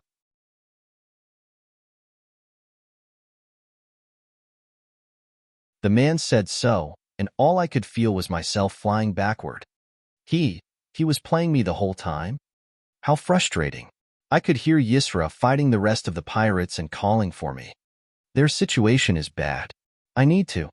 You should worry about yourself. Ah. The man kicked me, and it felt so painful. It felt like I am being shattered. I would have taken you to the young master, but it seems your kind of woman would cause us nothing but headache. Just thank me, I am killing you quickly. The man raised his sword and... No. Am I AOW? Huh. Instead of taking the stab, I heard a cat growling. Let go. Let go. Help the captain. Hurry. What's going on? Wah. Undead? Run. What is happening? I could open my eyes and manage to see the scene around me. The man I was fighting is being bitten and scratches by a large black cat. It's almost at the size of a wolf. The man's legs and torso were riddled with arrows. Where are they coming from? And why are there undead around me? The undead are armored and attacking the pirates. Are you okay? A feminine voice called for me. I looked at the direction, and it seemed like a girl in a hood with gray skin and one sharp eye. The other eye is hidden under her hair. So cool. She is so beautiful. She had a bow in her hand, so I guess she is the one who shot the pirate man. Amazing. She put down an aura master with that strange cat. I am fine. Thank you. I took the hand she offered. Looks like everything is over here, Yisra. Julliner. Julliner? Jondair's follower. Where are the cannons? They are behind the bathhouse. Fine. Ongium has arrived with the new ship. Take this staff. With it you can command these undead to carry the cannons to the ship. Undead. Staff. Team leader orders. Oh, John said so? Yes. There is no time. A big ship is coming, and we need the weapons to stop it. I heard the conversation and my head had some hard time to process it. Wait, where is Jondair? I interrupted and asked. The girl called Julliner, and the cat froze at the same time and looked at me, making an appearance. They said. The cat said.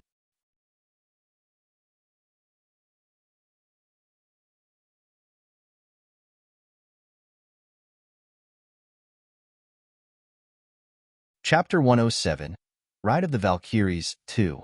Skyrim Weekly Extra, 1/2. Enjoy Heartsuit. John's POV. This looks bad. The pirate commander is one crafty son of gun. He played my men left and right. I've sent Julliner and Nefertiti to help Yisra, Marin, Morbagog, and that red girl with them. The enemy they are facing is troublesome. From what I saw with Far-Visioned spell, the team of 4 was being chased and got stopped by an Aura Master. Soon they will be flanked and get overpowered with numbers.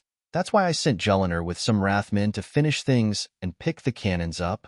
Ongium seemed to have arrived, but he couldn't go near the shore as the battle was already hectic enough. He barely has enough men to sail the gunship. On the other hand, the pirates were getting prepared for the final assault. They were probably planning to assault my men from the front and the back by a surprise attack from the sneaking. Oh, they are finished already. Julliner is helping the red girl to stand up in a super cool way. That should have been me, but... Oh, so jealous. Hands off my Jull. Never mind that now. I am preparing for my grand appearance. I am arriving to the battle this late, so I should look as cool and majestic as possible. Many scenarios in my head right now. Can't even decide which music theme to go with. Should I go with some death metal or no? The world is not ready for that yet. System, any suggestions? Less than 168 results. Oh, you are even making it harder. Show me the top 5 results. Play button TSV, Skyrim theme music. Play button Pirates of the Caribbean theme music. Play button Victory is Ours, War Thunder. Play button Immigrant Song, Led Zeppelin. Play button Ride of the Valkyries, Richard Wagner. Oh, nice choices. Skyrim theme? Nope, not this time. Pirates of the Caribbean theme? Can do. What else? Victory is Ours? Nah, too Russian. Immigrant Song? Thor has already used it in Ragnarok. Ride of the Valkyries? That one is dangerous. It will make the men go crazy. Hee. Fine, let's use it. I used a spell similar to Magelight and called it Mage Speaker. It can produce the sound I want wherever I attached it on. By linking it to the media player of the system, I can make it as loud as I want. And all what is left is the entrance. I prepared 7 flame Atronach hawks solely for it. Speaking of the flame Atronach hawks, my reckless action of going down the throat of the world proved to be very beneficial. I could gain a lot of understanding about flying now. I managed to put some minor edits on the hawks by making the wings longer and wider, as well as fixing the tail a bit. I managed to make a flame Atronach hawk that can fly higher than I could do before. Now, I guess I can fly over the altitude 100 meters with no problems. I also added a new function to the flame Atronachs. It was already there, but I made it more intense. Whenever a Fom Atronach gets destroyed, its body explodes. So I thought why not to tweak it a little bit. It was an old idea, but I could do it better this time now that I have a spell like Meteor and a hawk form for the Atronach. So instead of the crap function that causes a simple explosion in with destruction, I can now make the flame Atronach hawk self-destruct by gathering a lot of magics and transform into a meteor. With that, everything is ready for my grand entrance. Now, it's Jull's turn. Alina's POV. I think I heard the cat saying something, but it was my imagination. I am sure of it. I must be too exhausted. Stupid cat. Leave that man's corpse intact. We need it to look whole. Julliner was speaking to the large black cat, which seemed to understand very well. I will be taking the man's corpse for the ambush. You guys help Captain Ongium to fix the cannons on the gunship. Yisra and the rest nodded right away. Wait, I will come with you. I spoke before she leaves. Won't they be needing your help? Julliner asked me. You gave them enough undead to carry the cannons, and I don't understand magic machines anyway. Fine, we should move fast. She said that and evoked a conjuration spell. So she will conjure a flame Atronach horse? Huh? I shouldn't lose in that. I also conjured one, but when both appeared, I felt something can't be compared.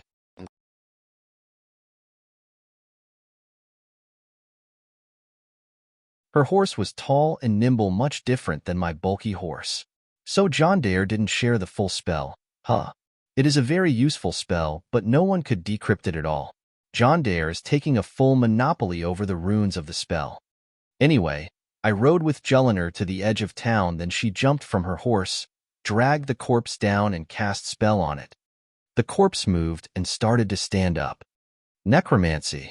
In the open like that? She sure is bold. The corpse seemed to be hard to control as Julliner was using a lot of magic to control it. I guess the corpse of an Aura Master should be a bit hard to control.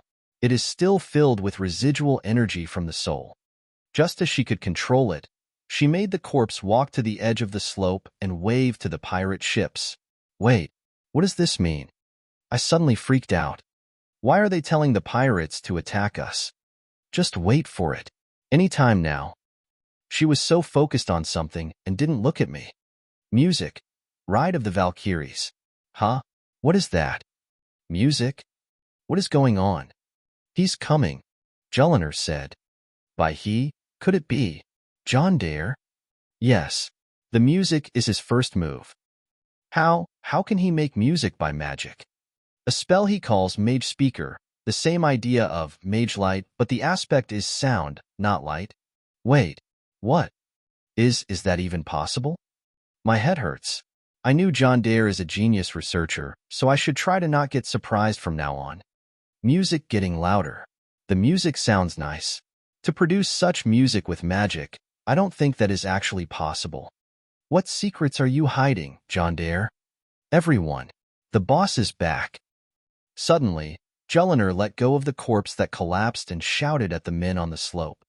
By that time, the first ship of the pirates started moving to the shore.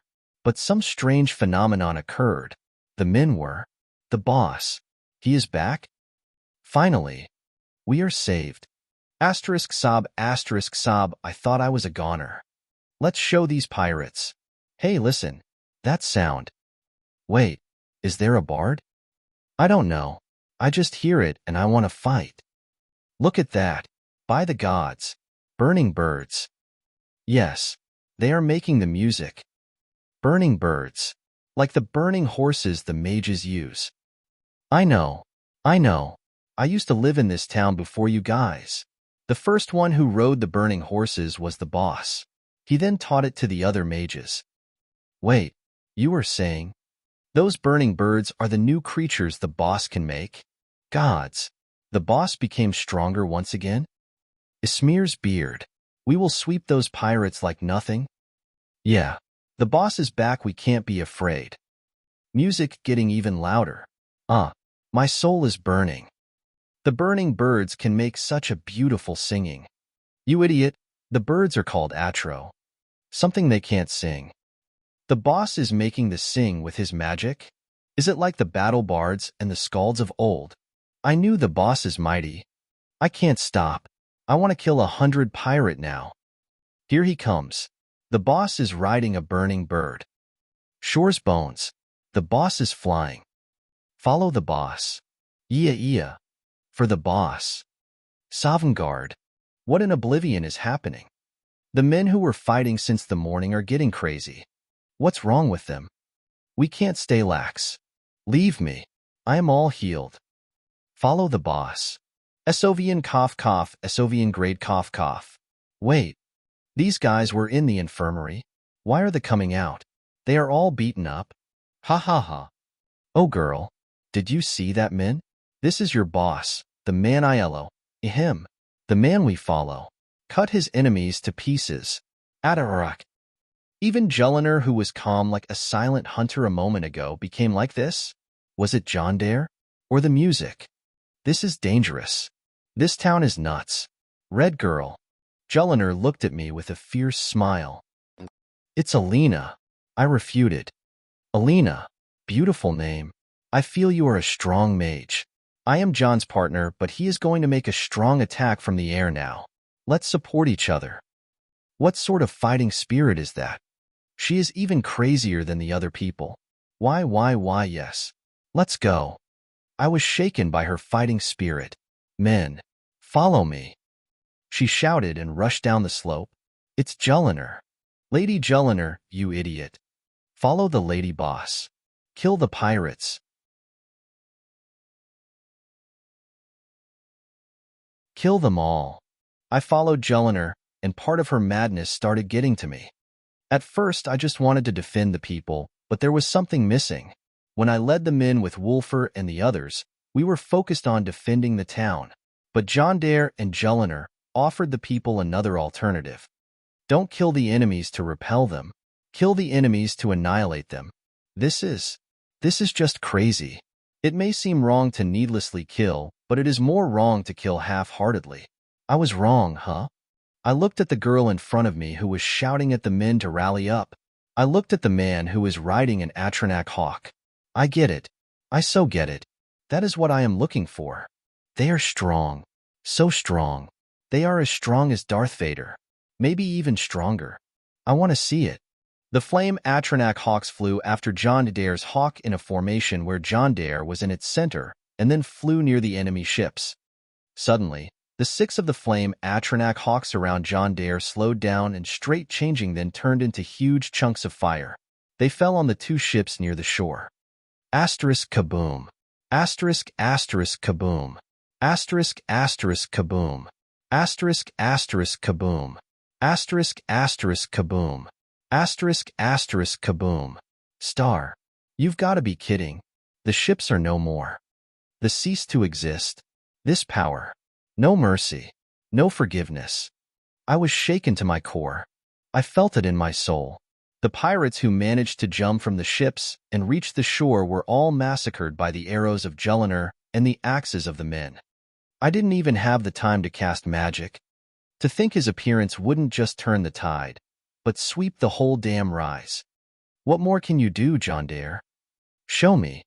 In the name of Kine, I, Alina Moonblade, shall witness it all.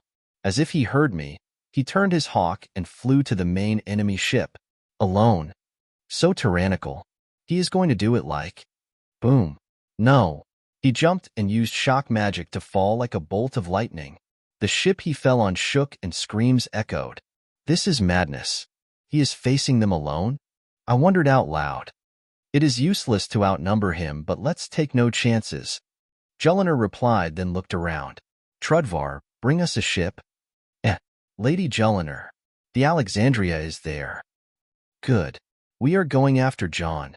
You're tuning in to the Romance Rendezvous YouTube channel.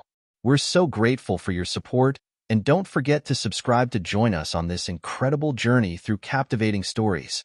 Your generosity through donations truly makes a world of difference, as it's the primary source of revenue that allows me to expand and enhance this channel for you. Thank you from the bottom of my heart for being a part of this adventure.